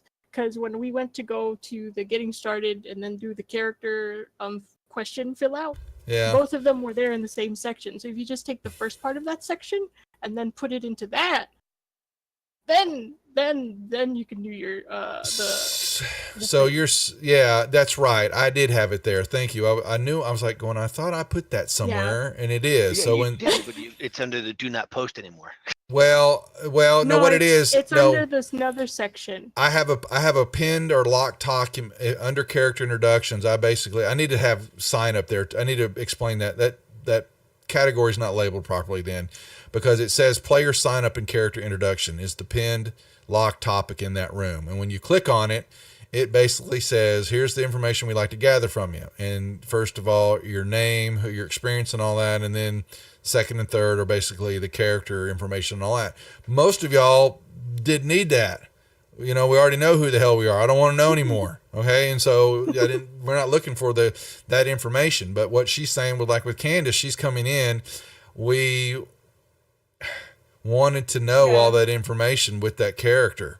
So I need to okay. So yeah, it's going to be here, but that needs to, the topic of the post needs to show player name and character name.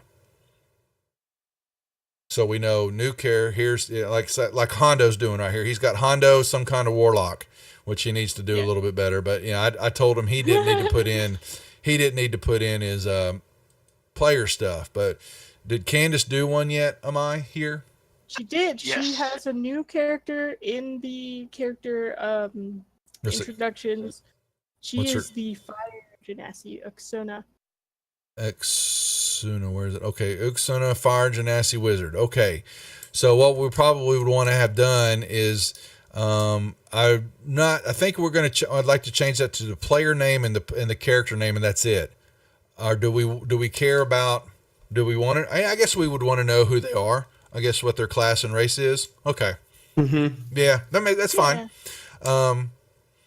But we need to have player name there too, so we know. Or do we? Do we just want? Okay, so think about it. Here's the question to all of you. So, do we want that information all commingled in one document, or should it be two separate listings? Should one be the player sign up? They've come in so that officially a DM or an admin has reached out to them to then get them prepared to get their character created. Hello to the group. Have you checked out all this stuff? Now go put your character introduction in. Or do we want it all just one big piece, one place, player and character introduction all in one document? Which one's better? Me personally, I prefer having like the player introduction separate from the character introduction. One, because if you look, it says you actually have users with all their icons. So you're going to know who the person who created the character is. Mm-hmm. I agree, Duff. I think we should have two different ones because right now, majority of the folks who've come on board are your players, so we know who they are. They understand. But as new people come in, if they don't see an area to sign up, they're not going to know where to go. They might get intimidated and just leave. Nope. Then it's going to go under getting started. They will be look through that, and then they will be directed to go into the next the room above them, the forum area above them, to say introduce who you are and give us some quick player background information about you, how you are, do you know fantasy, all the questions that I ask in there. And then they say, then we will say, if you've completed it, an admin should reach out to you, or we can direct them to that they can go also put a flare up in the getting started room on Discord. You could have a link to the Discord also. I would have both in there. Link to the Discord and an admin will be reaching out to you. Yes, that's a good idea. Intro and link to the Discord room, because they've got to go sign up on Discord already.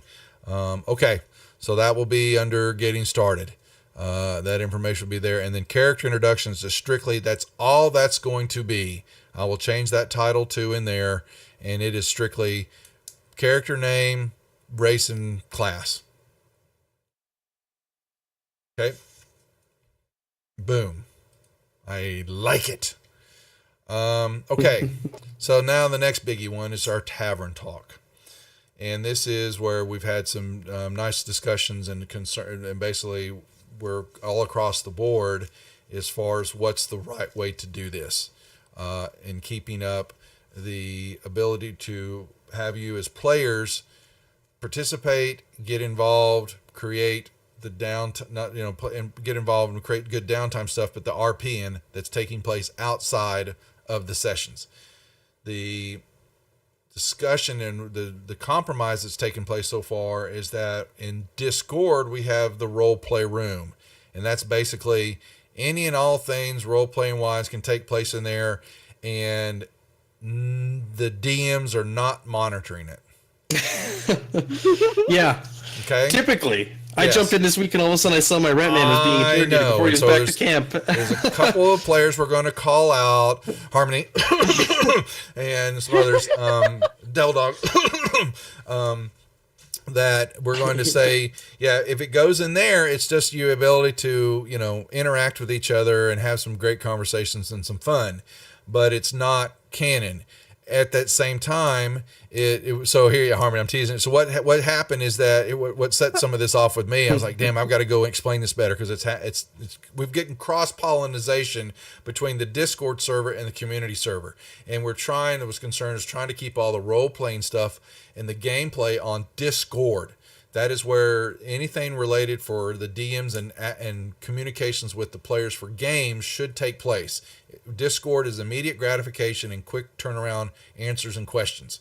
And so what happened in the role play room, I think that you went in there and you were talking about your Kinku and what she's going to do. And then you said Portal DMs, you made a side note and said, I want to spend a portal point to turn my glow bat into my familiar.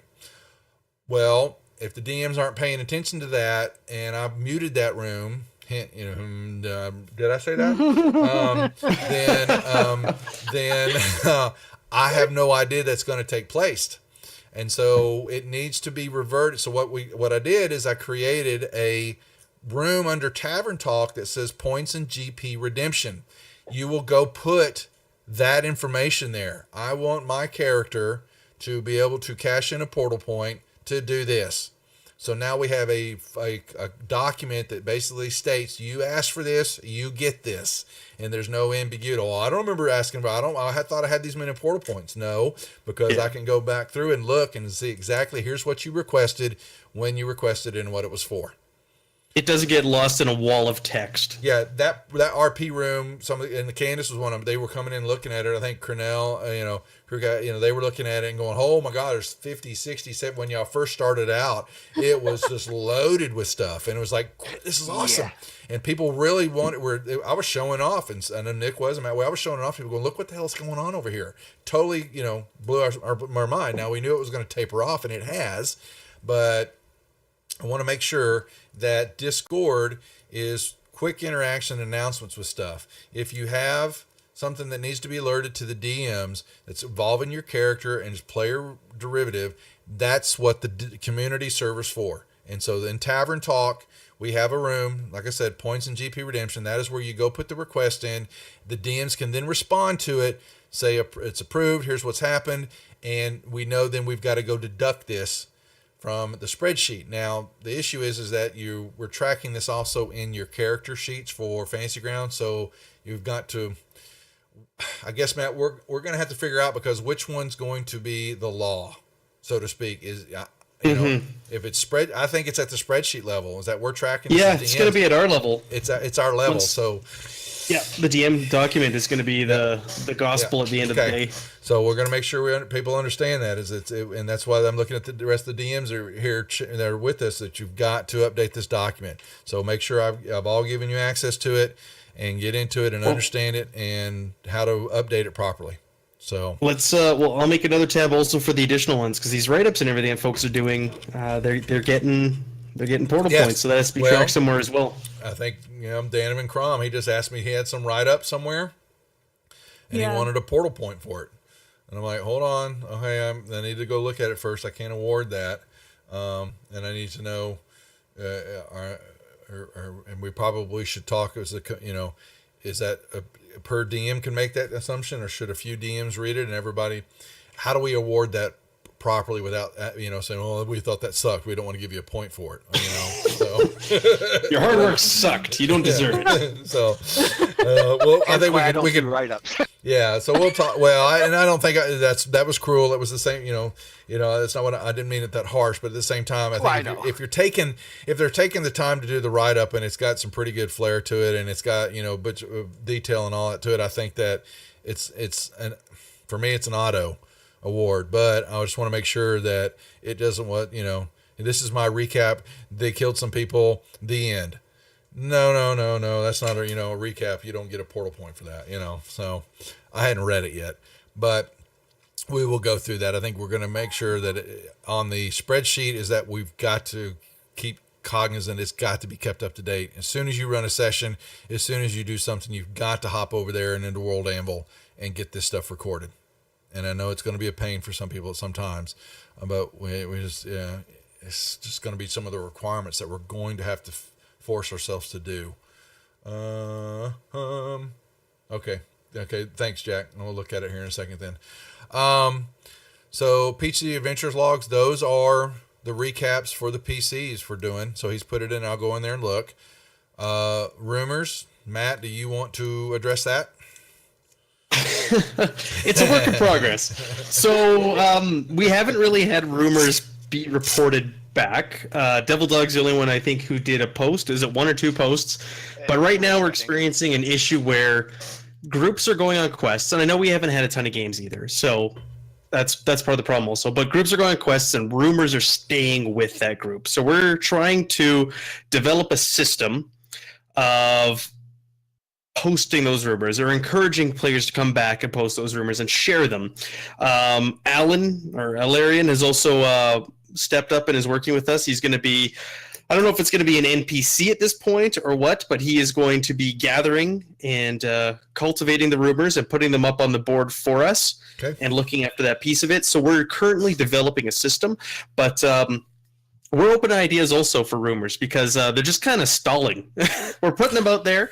The players are noticing them. They're going to put in recaps, but nothing's coming of them. Well, Alan, I'm confused about that rumors thread because of the fact that we already have recaps and stuff. It seems a little bit redundant to put them in rumors, but at the same time, I do want to use the rumors room because it's like a miniature. It's like a we envisioned it summary, I guess. Yeah, well, we envisioned it that might be we might have some NPCs in town or stuff's developing, and some of them might say something, have a conversation, and it would show up there, and that would be the ability for the players to go, "Oh, what's this he's talking about?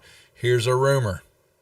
Well, and the other idea behind it is because this is player driven. You guys tell us what you want to do every week on your session.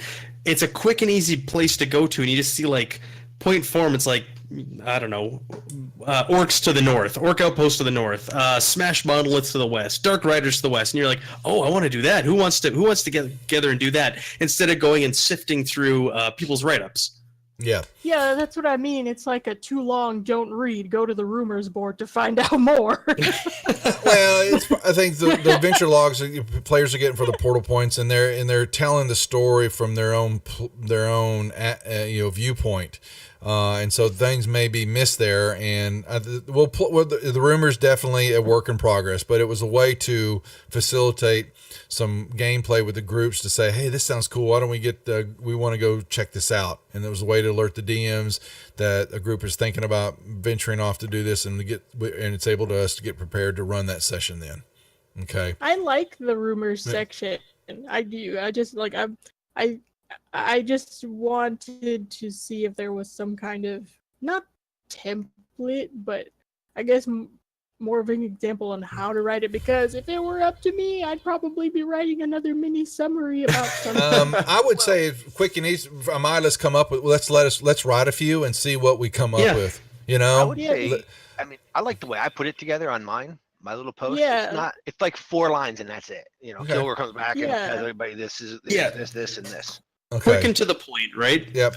Well, I agree. The rumor, or what they, I think the group, and that I can tell them now, is that, like he's talking about, I'll reveal something I did was in the session, the goblins had them run in tally of people they were watching, coming through the portal. And what did Alan do? He ran over there, put a bunch of marks on it, and then threw it on the ground. And then you dropped it. And then I think what your character dropped the entrance to the cave. So this total story point just totally got destroyed. and totally overlooked, And I was like, oh boy, they didn't even catch that one. So I think maybe that's where the rumor that we come back in and I could say, oh, Alan remembered all of a sudden that y'all were looking at a document that had he counted up the tally of number of people that were in the town at that time, Well, to be fair, Albiel was kind of hiding in a boat. Yeah, there's a lot going on in that group. So, but that's part of it, This was a story point that just because of the gameplay we were having fun just totally got run right over. I was like, oh well, there went that little that's deal. That's also something that is a potential scenario that could happen. And what do you do then? Right. It happened. The other thing with rumors that we decided this week, and it played out this past Sunday in a game, is that there's going to be a timer on these rumors where it's going to run out. The players won't know, but you're going to go back and whatever that rumor was might not be available. So that happened with the monolith. That was a quest that I gave out 4 or 5 weeks ago and nobody did anything with it. So the world, a living, breathing world, has now gone on and did that quest for you. Or another example that Alan had was maybe you guys find a vein of minerals and you decide not to go. You wait a few weeks to go there and go to mine it, and you show up later, and there's now an orc encampment placed there. They're mining the minerals that you guys are planning on. So then that's we'll another group of orcs and take the minerals. Yeah, well, good luck. They've got 7 storm ogres. Oh God! But We'll just call the it PTSD. yeah, exactly. So that's also another way to drive the rumor board is because people are keeping them right now within their own groups. To get them out there to try and drive other groups to go there and do it before it may eventually run out or go away. Mm-hmm. Okay. Well, but we're not alerting the characters that there is a ticking clock. No. There's not a timer on there that says, "Oh, you've got one more day before this runs out." No, you'll just show up and find out "Oh, crap. Okay, it's no longer available." Okay. All right. So, any other questions about rumors? Or it's a little work in progress on that one. So we're playing around with it some. And that's the same thing with another point here is the calendar and time. And that Keith's working on is that it's going to be, some of this information is going to be spread out, but more of the detailed player stuff will take place in discussions and reviews will happen in that room under calendar and time. A question about the rumors though. Uh-huh. If people post rumors, do they also get portal points for that? At this point, no. Not at the time. Okay. No. Just, if things continue the way they are, we might have to reward them to start getting posts on the rumor board. Mm-hmm. Okay. Or something else. But we're not seeing the activity on the rumor board currently. Yeah. Well, one is because I partly didn't totally know that there was a rumor board. It's kind of hidden back there somewhere. But I do like it though. And now that the discourse is much more cleaned up, it's a lot easier to find. There you go. Mm-hmm. So there you go. Yeah. I apologize. Duff, are we gonna advertise on the Fantasy Grounds forum or the Steam forum or whatever? Once we're comfortable with our platform, yes. So eventually, and that we think we have enough. We have the DMs to cover it all. Well, we could advertise for DMs too, right? We were talking about that. I think that was the Monday conversation. So yes, I was getting ready to once we were for our group here that things were settled as far as the platforms, explanations enough to make it public. Then I was going to go over there and yes, ask for a couple of new DMs that may have a flexibility in their schedule to do a couple of sessions. So yes, the answer is I just hadn't done it yet until this conversation took place, and we all as admins and as DMs got a good understanding of what we're seeing, and we're all on the same page as far as the platform, and then we'll move forward. Okay,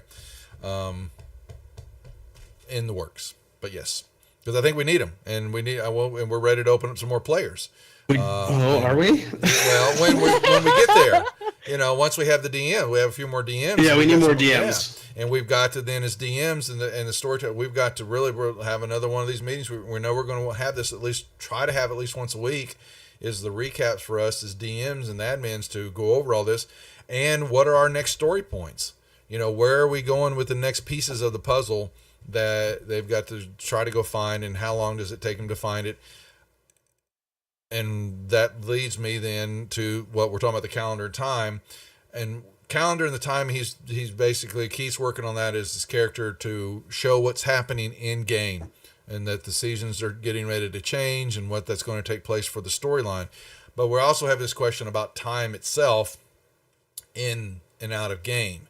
And some questions have come up in comments of trying to some of the, manipulation of what's been happening between sessions of time to get stuff done. And so, are we good in that we are saying that a week of gameplay is about a month of Portal's Reach time for the characters? Or I think you were talking about, were we trying to half that now? Should it come back some? And then how do we as storytellers, making sure that what happened, and what I got on my soapbox was the group got captured. They need to be captured for a while. And it wasn't 2 days later, but time had progressed that the next group went out and went to go rescue them. And there was no storytelling. Nothing was going on between those two sessions with other DMs, with other story points, because you basically had nothing going on in camp, and there was almost nobody there. And I was ready to ransack the place. No, don't tell them. Don't give away the secrets. It'll happen again, Too late. And so I was like, damn it. And Matt didn't know because we didn't get a chance to talk about it. And his players, basically were told at the end of the session that they were coming back to the encampment. So my session 0, which was going to accomplish some of that and have some fun, they came in and finished up and were walking down to the new encampment as the same time that group was coming back. And so I'd like, that's not for discussion to have tonight, but I'd like for us, we're storytelling, is how we're going to spread out some of that gameplay, the storytelling, and add some extra of the, what's the word I'm looking for? Okay, big words for me now. I'm having a blank. Basically, the harshness of this world, that things are not going to go your way. That we've got a character that's died now. Yeah, reality, but it's death. Okay, reality. Fantastical reality. DMs have a death chart, okay, and we run up the totals, okay, but this is not Club Med, okay, and so those players I thought should have stayed in that they should have been not rescued so quickly.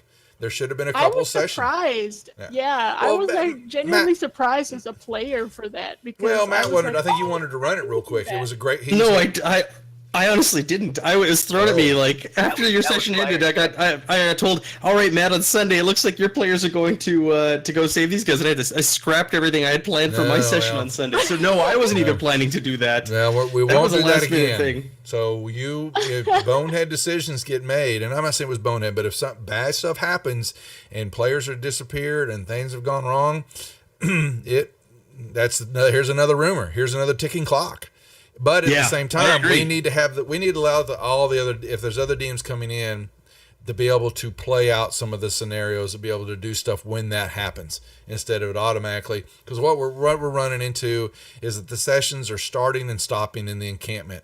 And Matt's getting ready to unleash here. And what we're talking about is how do we play out characters, sessions that may take 2 or 3 weeks of game time to get done. Right.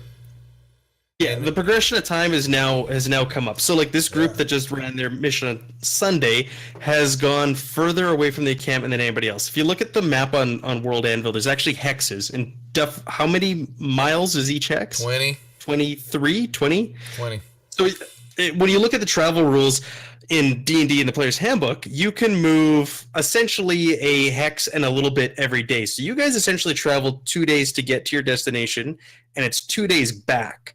And that now needs to play into the game somehow as well. You're not immediately back at the encampment. So if there's like discussions happening in the Discord and this and that, your characters are technically removed. And as we start moving further and further away from camp, your characters are going to get hung up for weeks at a time as you cross more hexes and have to travel back. Mm-hmm. And we haven't really discussed. We've done a bad job of talking about this because everything's been going on around camp. Everything's been a day away, so it's not really come up. And this is the first week where it's really popped up, and we apologize for not. Well, talking about this. We got to work it out. It's a work in progress. Yeah, it's a work in progress because there's whole other things y'all aren't seeing on this map. And sooner or later, people are going to start having to go out to find more resources or find more rumors or things. I think I gave Matt a whole bunch of stuff of things that could be happening, that spark interest. And so we've got to start incorporating that. Well, when that happens, how, it's going to be a tracking issue. So the time factor's coming up. And I just want to make sure characters understand that if they are stuck in an admission and they're out for 2 weeks, they're not back in camp until then, and they can't participate in the downtime stuff. They can't participate in the conversations. And it's just going to have to be enforced that way, and other people are going to have to watch it because what was it? That was my problem. I thought from the end of the session that we were de facto making it back at the end of the session. It's not a farce. Yeah, that's because that's how we were structured right now in timing. It's the only way to make sense right now. Everything's been a day away that you guys have done so far. Yeah, and so now it's 2 or 3 days away, we're going to face it, and so that means if you play 2 weeks of sessions, that means you were gone for 2 months. Does that make sense? Well, it's not going to make. I don't think there's any way for it to make sense. I've kind of gone away from the thought of 1 week equaling a month. That doesn't allow DMs to kind of incorporate, some of the tangible aspects of what each of these months are, what the seasons bring. To the experience. Well, so I was thinking at least 2 weeks. We could do it just day for day, but that's tough. What I was saying. Well, the problem is you do day for day, then it's going to take you a couple of months to get a town center built, and now you've had all these sessions that have taken place, and you've not had access to these things. And that that's now the part of that saying, that's just life in general. That's the way it's going to be. Where with downtime activities, there's supposed to be things that you run out and, you're taking a week off of healing time. The downtime is supposed to be ability to not go from session to session to session and healing up. I think that's the unrealistic part of D&D, is that you take a long rest and now you're full back to health, in a session. And that's just, we're going to stay away from that in the games. You're not going to be able to heal. I don't know if we have done that already, but maybe we haven't. But, a discussion that, just because you took a long rest didn't mean that you got all your hit points back. And so that's what the downtime was for.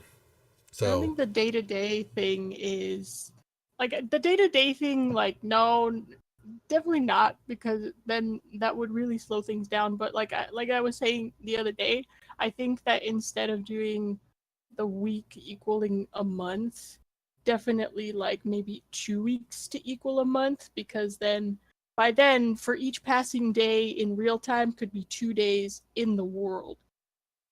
I like 2 weeks also. 2 weeks is fine. I think in Elrond's, even if we were gone 4 or 5 days out of 30, I thought we would have been back for the week of the month. And so that's the question. So what's going to happen when you venture out over some of the stuff of the map that you don't see right now? You go 4 or 5 hexes out, and that means you're going to be,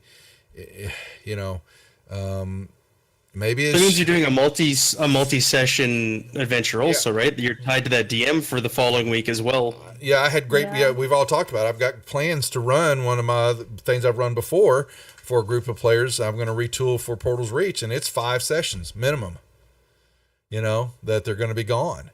So right now we've just been doing one shots. Yeah. So we're coming off of that. So we'll see, I guess, to have I guess Matt, you were talking about it, is to pull the trigger and let's see what happens with our time for doing a 2 week session. That they're gone for 2 weeks or more. Maybe in season 2 or 3, we'll, as we learn, we may adjust that. But I think the 2 week thing will be good, and characters will just have to realize that it's not going to be 100% realistic, and they'll have to assume that, when they're back in camp, that time is, more time has passed before one adventure and the next, and Okay. The timing part is always going to be hard to calculate It because is. it's true. It's kind It of is. it's a little intangible to really figure out because things are so widespread, and also depending on like if you're going on foot, if you're going on like horseback, or if you're flying. Well, and you guys can build roads over time, which could also drive down travel time, which is a whole nother aspect. Find some mounts. It's always going to Yeah. change. The mounts. There's going to be other things that are going to affect travel here. There, a boat. You've got rivers here that y'all haven't even explored yet, and you believe you've got an ocean to the east. Not to mention the other things that haven't been mentioned yet. Yeah, the other things. Yeah, Yeah. exactly. There's other stuff here that could affect all that. So I guess what we need to then, putting in our Keith, or we'll add that it's in the World Amble document.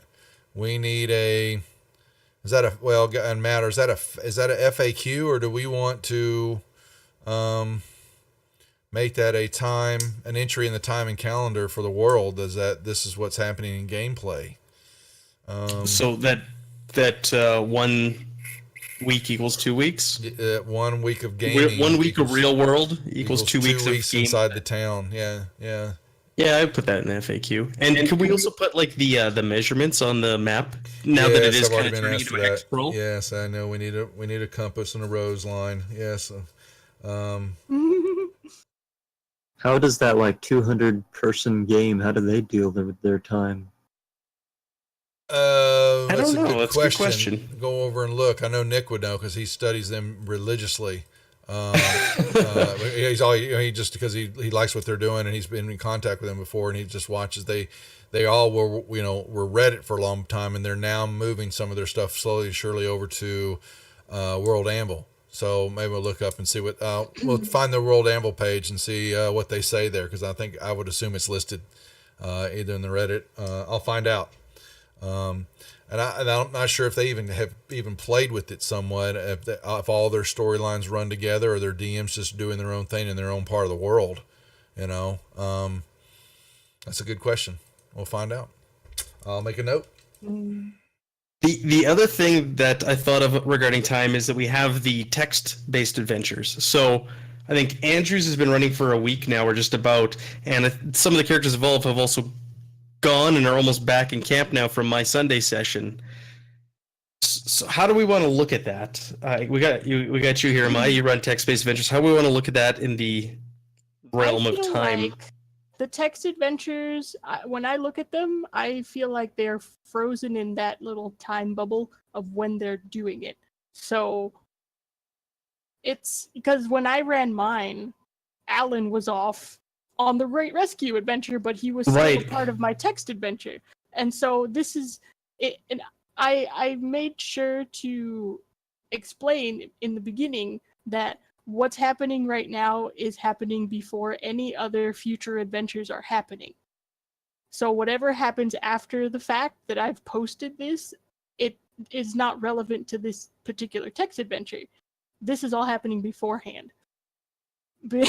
So it's definitely like a little moment frozen in time for things that are going on in that particular side. That's how I see them. And then when they're done, then they have their things and they're doing their stuff. Yeah. I don't know if that would work as a normal idea, but I don't know if there's another way to really go about it. But I'm open to suggestions. I kind of thought that the text adventures were technically a quote unquote downtime activity. Right. Yeah. That's what I thought they were technically too. Are. They are. are. For spending a portal point, they are. Yeah. So, but the question is how are they the character if they are in this activity? downtime, then how are they going off on the adventure, or do we even care? Unless I think That's we should care. why. Because Do we put a? Sorry, go ahead, Amai. it's just that's why I've like it's a weird little bubble in like of time framing, because I mean when I had first ran it, at least the one that I did was, like Matt said earlier, a stepping stone to something, to a whole other adventure. But the one that Interville is running right now is more so just to go get resources. So like the one I did was technically for resources as well, but the one I did was a stepping stone for an adventure, as opposed to Anderville's being like a going to go get resources for like the town building stuff. It's not necessarily going straight into an adventure. Mm-hmm. So, So I guess should it we have a depends. time? So, Matt, I can't remember. We said, should we have a time limit on how long these things should run in? That's what I was just gonna ask or suggest. Do we want to put like a 1 week thing on it? Because again, like going back to the current one that Andrew's running, I think it's coming up on a week, and you guys have so far just woke up and talked about lunch from what I've seen, and we're going on a week. Like, do we need to put a cap on how long these things take? I don't know, because I mean when I was first putting it together with Nick and stuff, 'cause it was the three of us, I think were talking about it, because I liked the idea, and I was like, well, if it's in Discord, then it's good to have it overlapping within about a week or so span, because then people can reply in their own free time, because it's more of a downtime activity, and it's not always necessarily going to be connected with something that's like part of the like a real-time session. But I do think that there might be I know there should be a little more structure to it, I guess, because it even though it is something that's a little easy to run, it does fall into that weird like gray area of like, well, when is this actually happening? Or like, will people be able to do stuff while they're doing this? Like, it's a little odd, but yeah. Yeah. And yeah, Elron says that. But if we were only gone 2 or 3 days out of a 30-day month, we could have done the text adventure during the other 27 days or so. And that's what we're discussing. He's right. Yeah. And I now. think that it has to be set for. I think that these things have to be done within inside a week. There's a time. There's a if Andrew's that's an issue for his timing and all that, but I think that if you're going to spend the point and get involved with that these things can't drag out then, unless it's something that you're willing to say that you're going to be taking the characters out of commission for a few weeks. They're going to go on something long that you don't want to have to load up Fantasy Grounds or do something with. Maybe what if someone a single character wanted to go on a walkabout, or he had an epiphany that he needed to go see something on his own, then you would, that character could be out of touch, for a couple weeks, but doesn't need to be actually a Fantasy Grounds whole run session. But yeah, that's right. Yours wrapped up in 3 days though? Yours was pretty speedy, wasn't it? Mine wrapped up, I want to say, in about 5 days. And Okay. they were saying that that they felt like it was a little too quick. Oh, okay. Yeah. Good And feedback. they wanted a little more. I never said I thought it was too quick. No, it was, I think Harmony told me, and Harmony. someone else told me. I agree, or it makes a mess of the timeline. Right. Okay. So he's thinking, Alan's thinking that the downtime or the text-based adventures, they've got to wrap up inside the week. That it's no different. When you sign up and start running in an announcement, you've got a timeline of how long it's going to take and be resolved. Yeah. So, I Okay. had, 5 when I days is first perfect. did it, I did it for about, I set the time frame for about a week and a half, like max.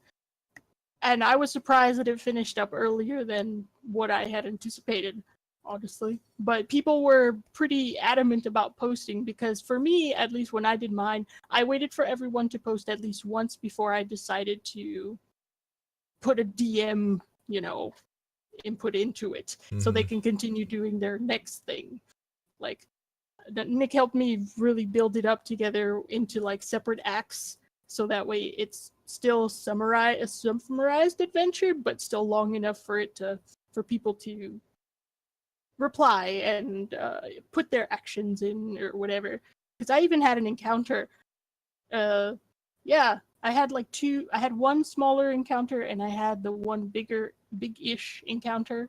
One where Albiel got poisoned. Yeah, the one where Albiel got poisoned, which I don't know if that actually. I don't know what's going on with that because I don't know how Albiel's doing. Or if you he point died. out that he's been affected at all. He was out I of commission imagine- for a week or two, I think. You Yes, actually had him yes, I sit did. out, and then you went on a quest a week or two later. And that was after I got. I was imagining that Albiel probably went to one of the healers in the camp to cure him. Yeah, What's Harmony I'd said? imagine so. It was fun. I wouldn't have minded killing another thing or two. Didn't take that long. That was from. Yeah, she was She's surprised that it becoming a was so murderer. short. Man, Murder hobo? She's a murder hobo now, man.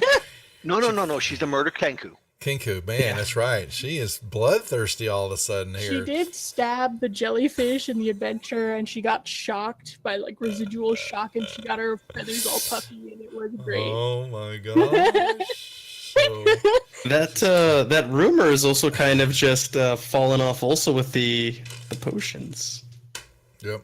Yeah, I think that Gunzi was really looking forward to running that. I think he's still up for that. I mean, Okay. All right.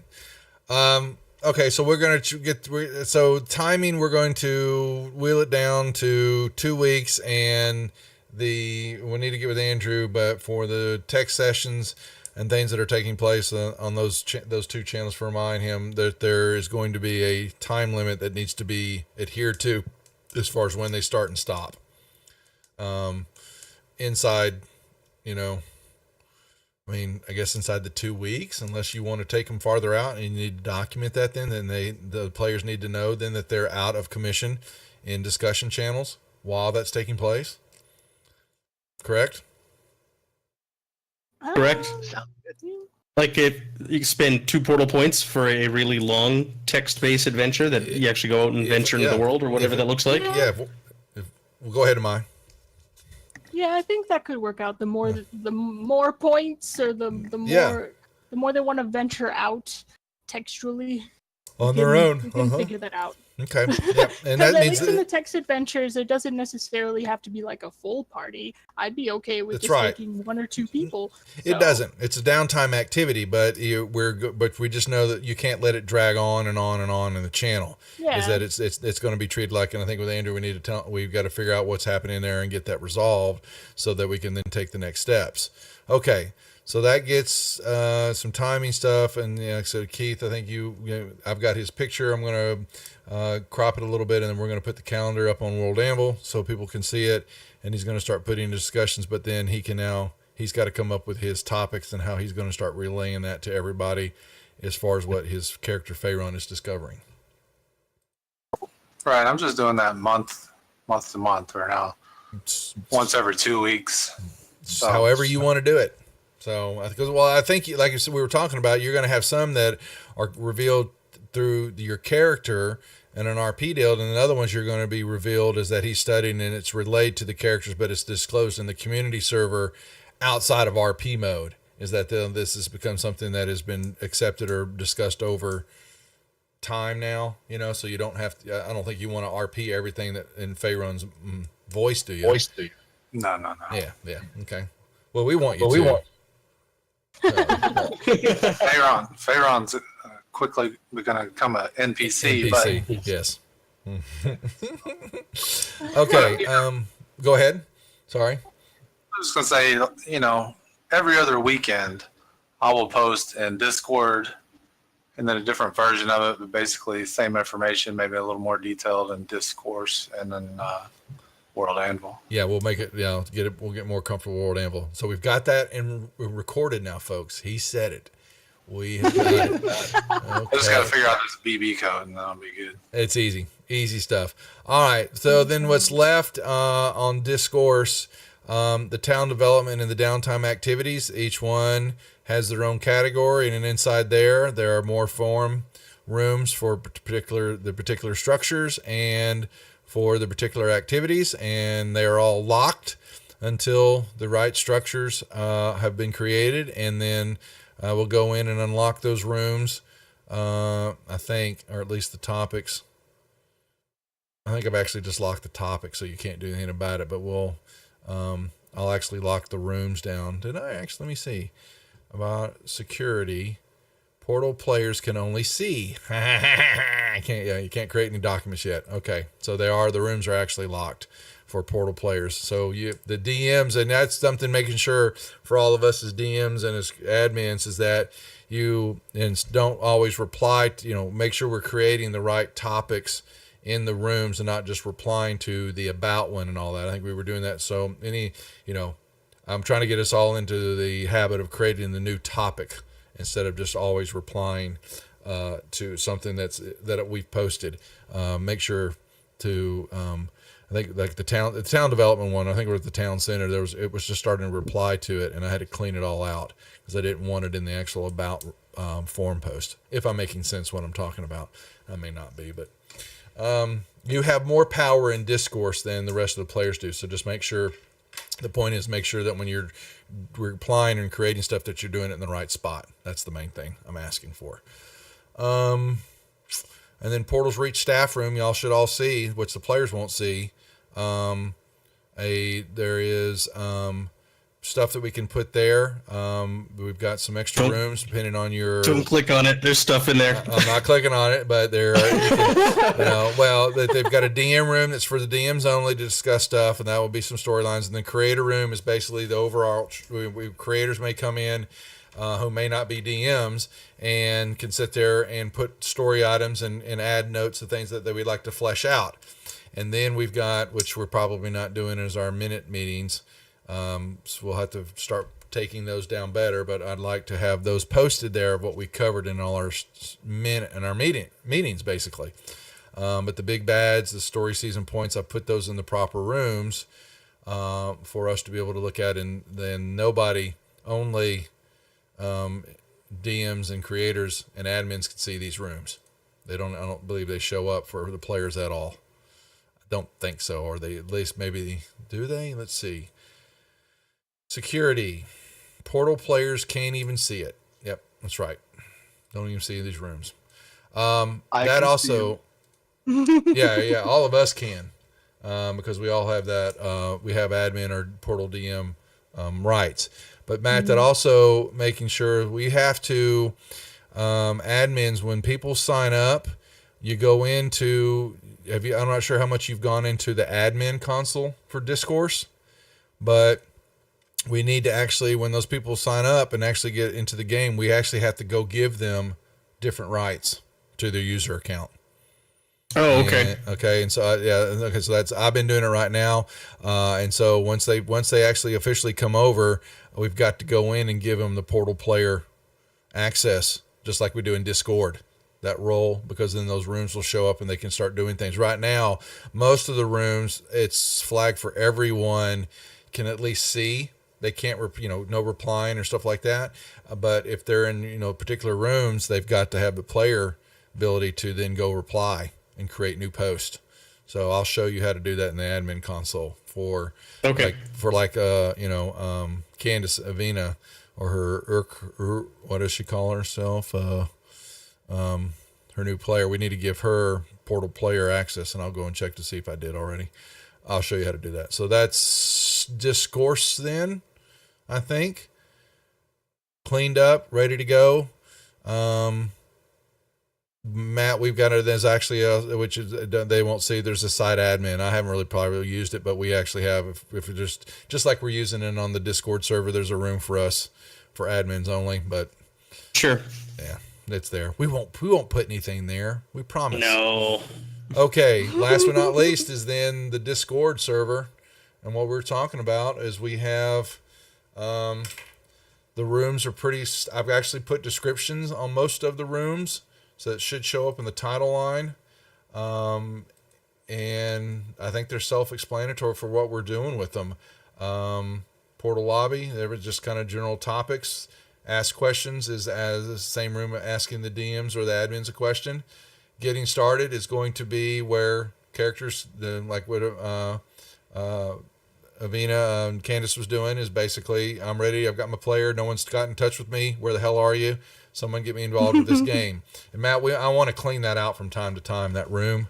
Oh, So, yeah. I think we should, yeah. once we do a session 0, just dump it. Okay. Yep. Role play room is just have fun, folks.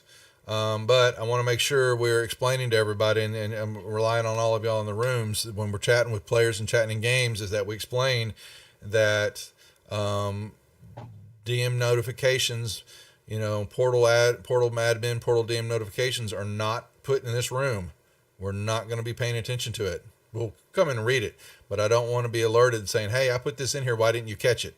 Well, because that's not where it goes. It needs to go. So, a quick question that some people might have for that then, because Go ahead. most of the time when they come up for an adventure idea, they do ping people in the roleplay room. Where should they post or ping DMs to make an adventure of the little idea that they have in the roleplay room? They can. If they quick question, they can ask it in the DM room, or they can go put it in the Discord server. Okay, and where in the Discord server would they want to post this adventure idea? Well, any question or something like that there is an Ask the DMs or admin room under Getting Started. They can go into Sorry, that. let me jump in here. That's also like, so when, say I post my Sunday game, right? I Yeah. typically leave it open, and then that's when you guys can sign up and say, we want to go do this. Oh, okay. I In my- misunderstood in what you're saying. In Zhaozam's sign up room, Yes. sign up for my adventure and say, Matt, we want to run this on basically- Sunday. The game. Yeah, it's done in a different room. Sorry, the game announcements room down there under game sign up is where the DMs can start posting here. I'm ready to run a game, and what he's doing is he's leaving it open for topics there that can be run. Is that Yeah. making sense for what you're doing? That is much more, yeah, because I know that some of us will ping a DM to say, hey, can this be an adventure in the roleplay room? And so, but if it shows up in the game announcements channel that, oh, like, we're free, like what you did there, like, Okay, with, so it's Matt. two different things there. Hold on a second. Yeah, so role play room is strictly role playing, game character interaction. Nothing of game management will be done in that room. It is strictly just RP and having fun, in-game characters. You're chatting and acting things out. If they need they get an idea, then that either comes over to ask a DM or reach out to one of us. The rumor board could be something, I guess. Could be. Mm-hmm. That's what I'm saying, because in the middle of RPing, some people will like, hey, these outposts, were Rumors. kind of left there. Like, maybe we should go check them out. Matt, And so that's where I think that the sign up thing, like he makes a point that like we can post in the sign up, since, oh, hey, a DM is free on this day, they're going to run something, we can sign up or go to your channel and be like, hey, can we do this? Yes, correct. So what will happen then is that under game announcements, the DMs will either have a session that they're trying to think up, or Matt say, hey, I'm going to run, we're going to be playing this time, who's got an idea or something that's going on? And that means that they need to go check the rumor boards, or if they've got the idea already in play, it gives him enough time to then prepare, the DM to prepare, to get maps, to get stuff kind of put together to make it happen. Yeah, because I know that Okay. it's a little, like, it's been difficult because of that, because you guys want things to be player driven, and then someone comes up with something maybe the day before someone is available, and then you have to come up with something on the spot. And I always feel really bad for that, Yeah. because it's like everyone's super excited to run a game, and then you say you're available for a game, Yeah. and then it's like, oh crap, I need to come up with something now, and it's like, no. So there's usually. missed opportunities. Yeah, there is definitely. Yeah, what we want to do and we've been trying to do is if we post a game, like say I run my Sunday game, I usually post the following week on the Monday. I'll leave it open for 2 days and then close it, and then that gives me enough time to prep. And you guys tell me what you want to do on the following Sunday, and I then have like 3 or 4 days to prep that adventure for you. Yeah, see, that works out because Okay. like I was concerned for you guys. That's why I'm like, the role-playing room I know gets a little crazy sometimes, and then people are pinged, and then it's like, oh, I don't know if anyone's gonna actually pick this up because I don't think they really pay attention to this We're room. not. We're not. And they're not being No, mean about like- it. Yeah. So I think that it can Yeah. A go. lot to catch up with. I think that it can go. Let's put it in the. For the moment. Let's say that the request will go in the ask rooms, the ask the DM, either in Discord or community, or it can be a rumor thought that someone's come up with, and they need to post it over in the rumor side, and that can build off of that then, and then build up the gameplay from there. Okay. That works. Yeah. Okay. I like that idea. We will make it so. I think this is why I link it, just so they know that it's something yeah, there you go. Okay, so that takes care of getting started is the players requesting games, role plays, exactly what is creative post. That has been stuff that's related. I think, what do we say? It was like pictures, the calendars there, didn't Cromregger, he had his rock there, the bats, things that are happening in game that are just funny quotes, posts, they're not, it's just like a meme room, it's just little silly things that are going on. It's not, anything to be taken seriously. If there's going to be something that's posted, like a picture, like his rock or the map and all that, then I think we need to be cognizant as the admins, Matt, is that's something that's probably going to go over and that we put it in World Anvil. I put that in World Anvil already. Yeah, that okay. rock's over there. Yeah, the bats over there. We don't have all the creatures in over there. So we need to go back and, put those in there. The Kazunicorns. Yeah, the pictures Oh of my all the gosh. animals are not in there. Pictures need to Yeah, go in there the, also. We can use them for the maps. Jackalope. Yeah, all that Jackal stuff. of Fire. So, Yeah, there's a few creatures on there, but yeah, we got to get our bestiary up on well, we've got Yeah. snuff on there.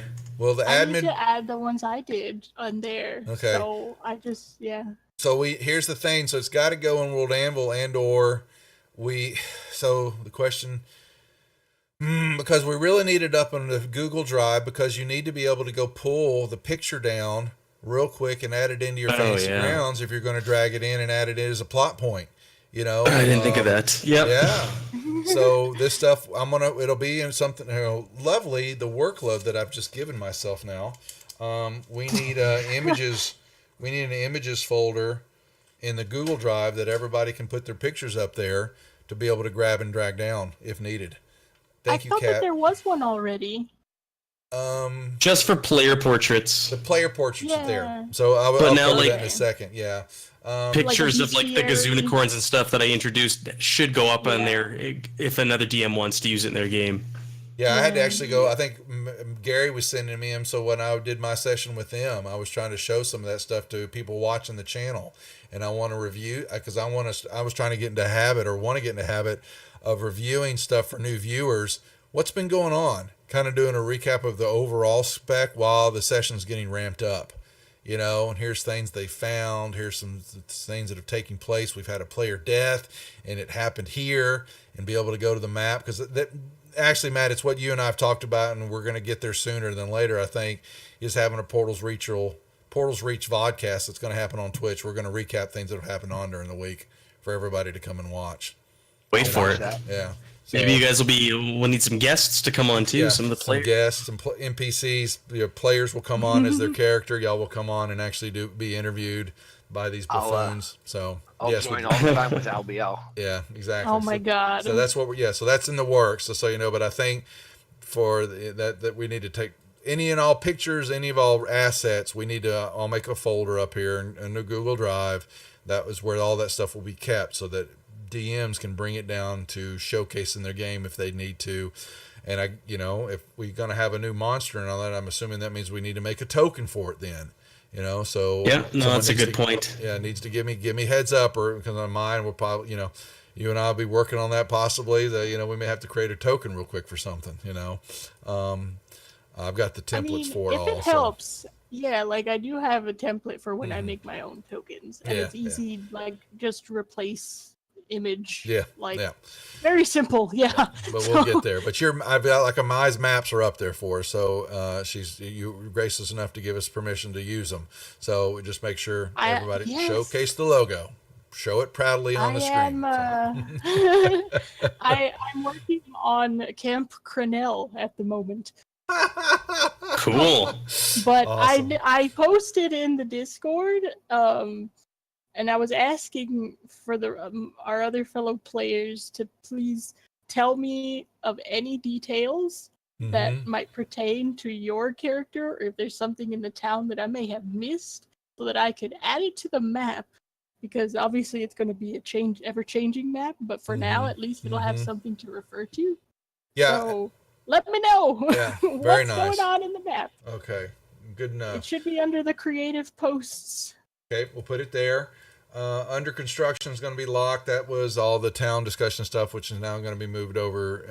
We're not going to use that room anymore. I'm not deleted yet, so people could see it. But everything needs to go over into the community server now. And then we've got some private rooms for us, just like we talked on Discourse, to use. And then your playrooms. Amai's and Andrew's playroom are there that they're in charge of. They know how to work them and clean them out. Then the rolling game room is where the dice rolls are taken at now. So that room is just dice roll only. When you need somebody to roll something, they go in that room and they can roll it and tell you the results. Okay. Awesome. Then the game announcements, just like we were talking about. The game announcement, the DMs will put that there. They do not have, no one has permissions other than the DMs to put information. Players can read it. They just can't put anything in there. They can then go to that particular DM's room and start asking information and signing up for the games based on what's in the game announcement area. And once you run your game, you have to go in and, like Nick, he needs to go clean up. You go in and remove your announcement once you start your game or finished it. And then put your next one in. So it's a running room of when the next current game is per DM is going up. And then you're in charge of your own sign-up room, cleaning it out and taking care of it. In our chat rooms, basically those are self-explanatory. We've got the game rooms. We can create more when needed. Creator chat room, DM chat room if needed, and an admin chat. And we are done with Discord. Yay! Now, last but not least is the Google Drive, which am I here? I want to send that to you right now. Once again. The main thing for most of us, when I clean up, we'll have the maps, the images are there. The PCML, the PC XML files for Fantasy Grounds, it will have its own folder. And inside there is another folder called the Character Portraits. Those are 200 by 200 JPEGs, I believe we've got in there. Yeah, or PNGs, either one, doesn't really matter. But I've tried to keep them at a 200 by 200. It looks really well. And I'll help create them where I can create them. I'm basically just grabbing, when I see someone's portrait show up in Discourse, I'm grabbing the picture, cutting it, and putting it down here. So it's something I can do fairly quickly. But you've got to, when you have a game, you've got to come in here, you get the XML files, you grab them, you download them, you put them in your Fantasy Grounds, you run the game, you get the updates, you're taking care of. If they level, you take care of all that information. You then come and delete the one that's in the Google Drive, and you upload the new revised one to Google Drive when you are done with your session. It has got to be done fairly quickly or you won't do it or get stuck, and then the player goes to another session and his XML file is not the correct one. And I can tell you right now that Kilgore is not the right one, because that's got Anwolf's and not Jack. Jack, did you upload the new? Yeah, I upload them all. Because Kilgore is level 3 now, and he was only level 2 when I ran with Anwolf. Last modified by Jack Logical. Oh. I was looking at the owner. Yeah, that's who uploaded it first. So. Oh, okay. I think so. Don't sweat that. It basically shows last modified by Jacological on June the 10th. So I believe that would be correct. I'm actually, yeah. So I think, Jack, did you actually delete those, or did you just upload the new one and it overwrote the one that was there? Yeah, I just overwrote the old Okay. ones.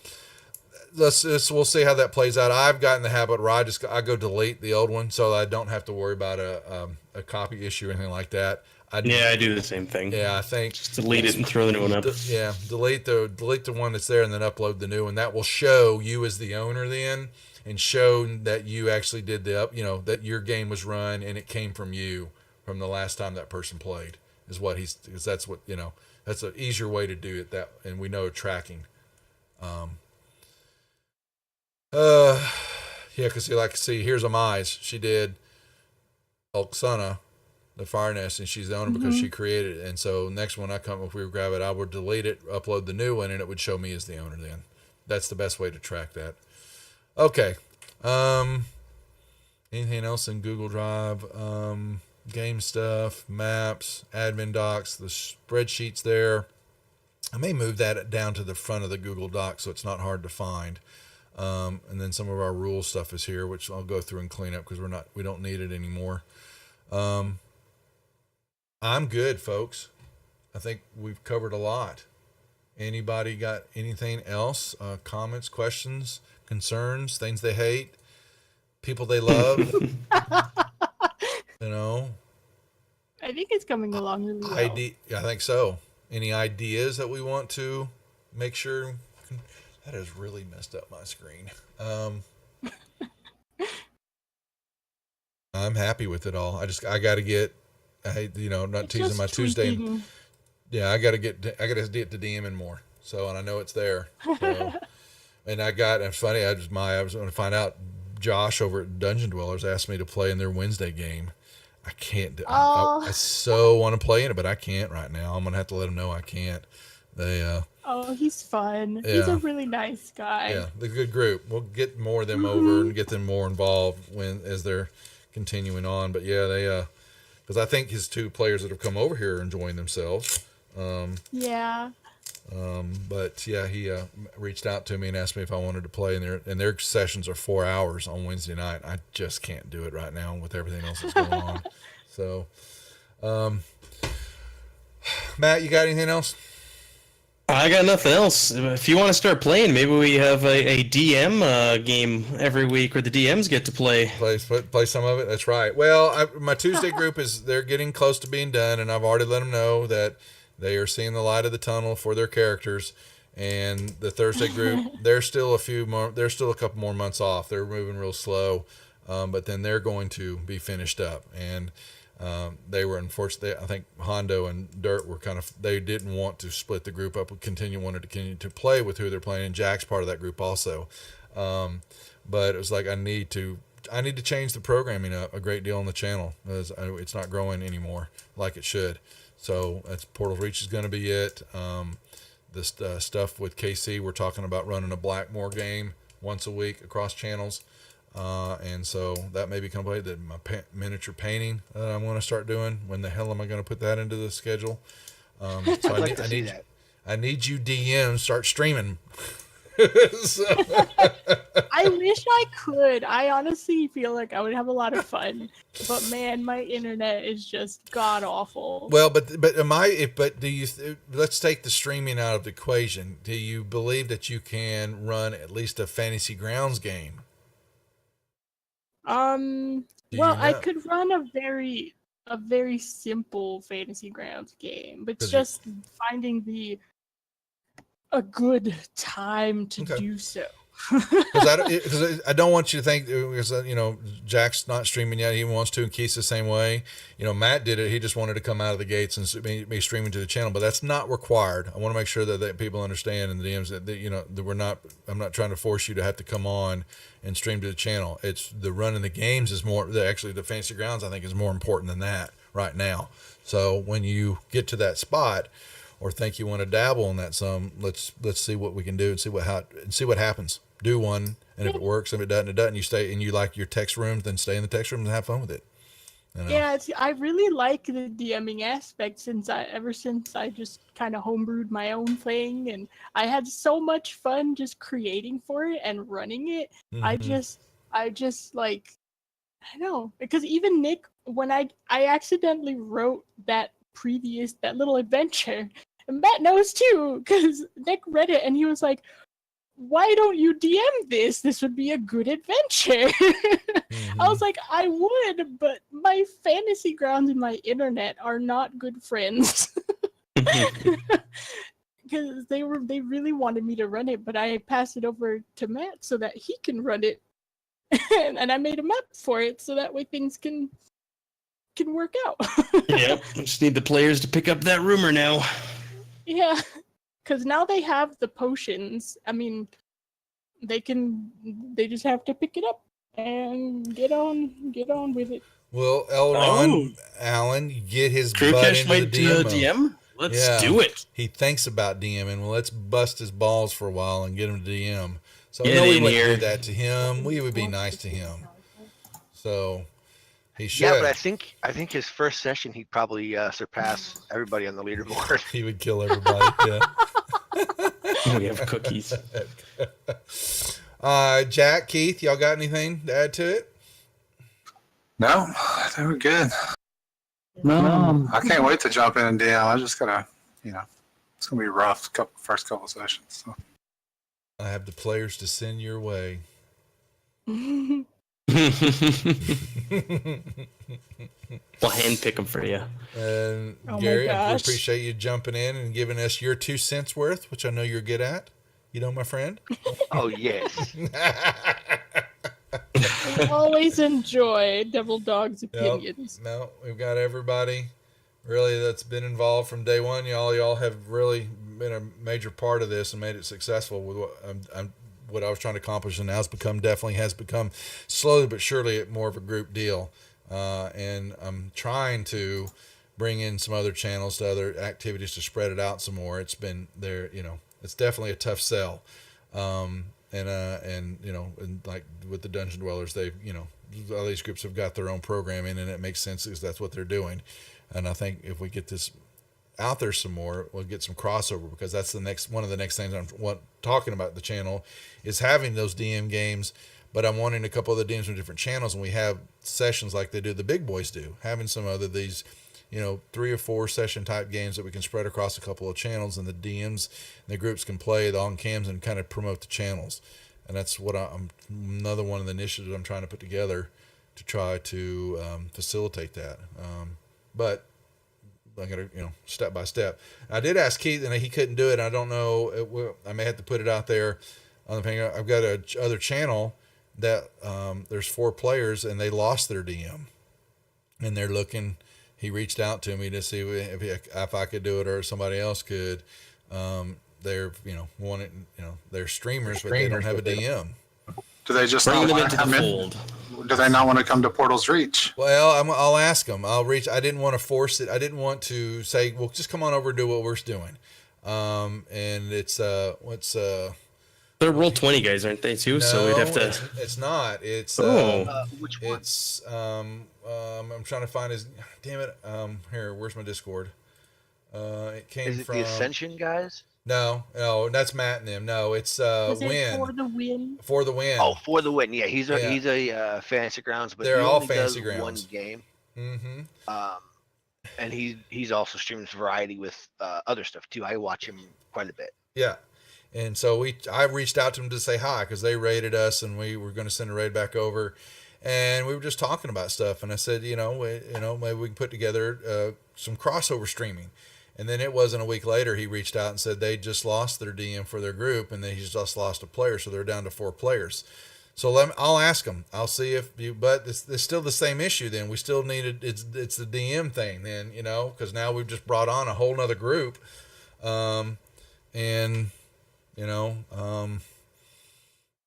I thought they maybe it'd be better to start off and play a module, do the Lost Mines of Fandelver, and then they can come roll over and do from there. But let me ask.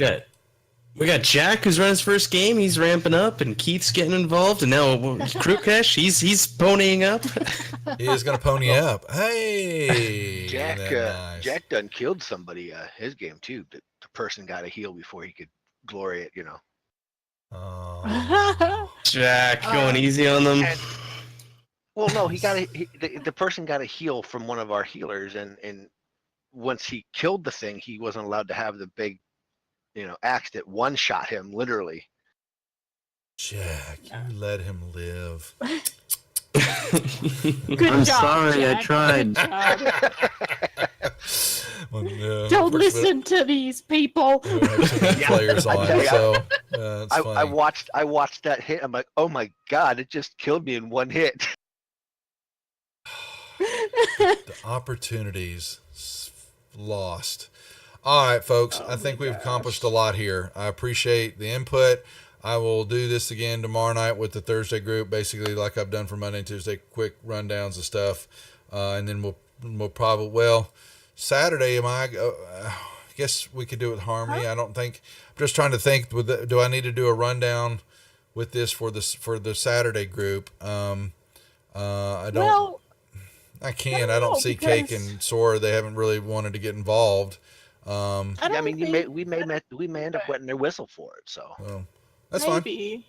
Who knows? I'll bring it up. I think that they were kind of like, I think that they were a little, like piqued by it, but I don't know if they're actually going to Harmony says, "I think we're good." get into it. Yeah, I think we're good. That's fine. It's not, a couple of other guys. I thought the Thursday guys weren't going to get involved. I didn't think Ruckus was going to do it, and then Jack got him to play. And so we'll see. We'll get a review from Ruckus tomorrow night before the game, what he thought about it. Yeah. he also needs to have his session 0 in the technicality. Yeah, that's what I thought, that he could maybe be run this week or something with He the needs the Oh, session yeah, 0 it's brought Sky. in. Okay. Yeah. One. Then let me find out. He's on West Coast. He's California time. Is he? Yeah, he is. Then I that's threw out something- running one on Friday night at what was the time that the new player, I don't know her name, said she could do? Well, she wanted to do it at 11:30 at night. That's what Candace 10 was o'clock saying. Mountain Time. I can do Yeah. it 10 o'clock Mountain Time. That's good by me. I Oh. can run a session 0 on Friday if that works for him too, if he's on the West Coast. That's like is- 9 for him, I think. Yeah, PM. He's Ruckus on Discord. You should see him, PM him, see him if he has ability to do it Friday night and run his quick session 0. And we can, I should be around That's 2 to play Praetor and Rufium Ooh. through the portal. So Even better. The real Predator will the be real there. Praetor will be there. And maybe, just maybe, you'll have Volmar the monk. There you go. Okay. Okay. Yeah, he needs. Yeah. So he can There's still just a for little bit fun. of hashing out that I want to do with him. I mean, I got to Okay. figure out whether, what I'm going to actually play him like. Gotcha.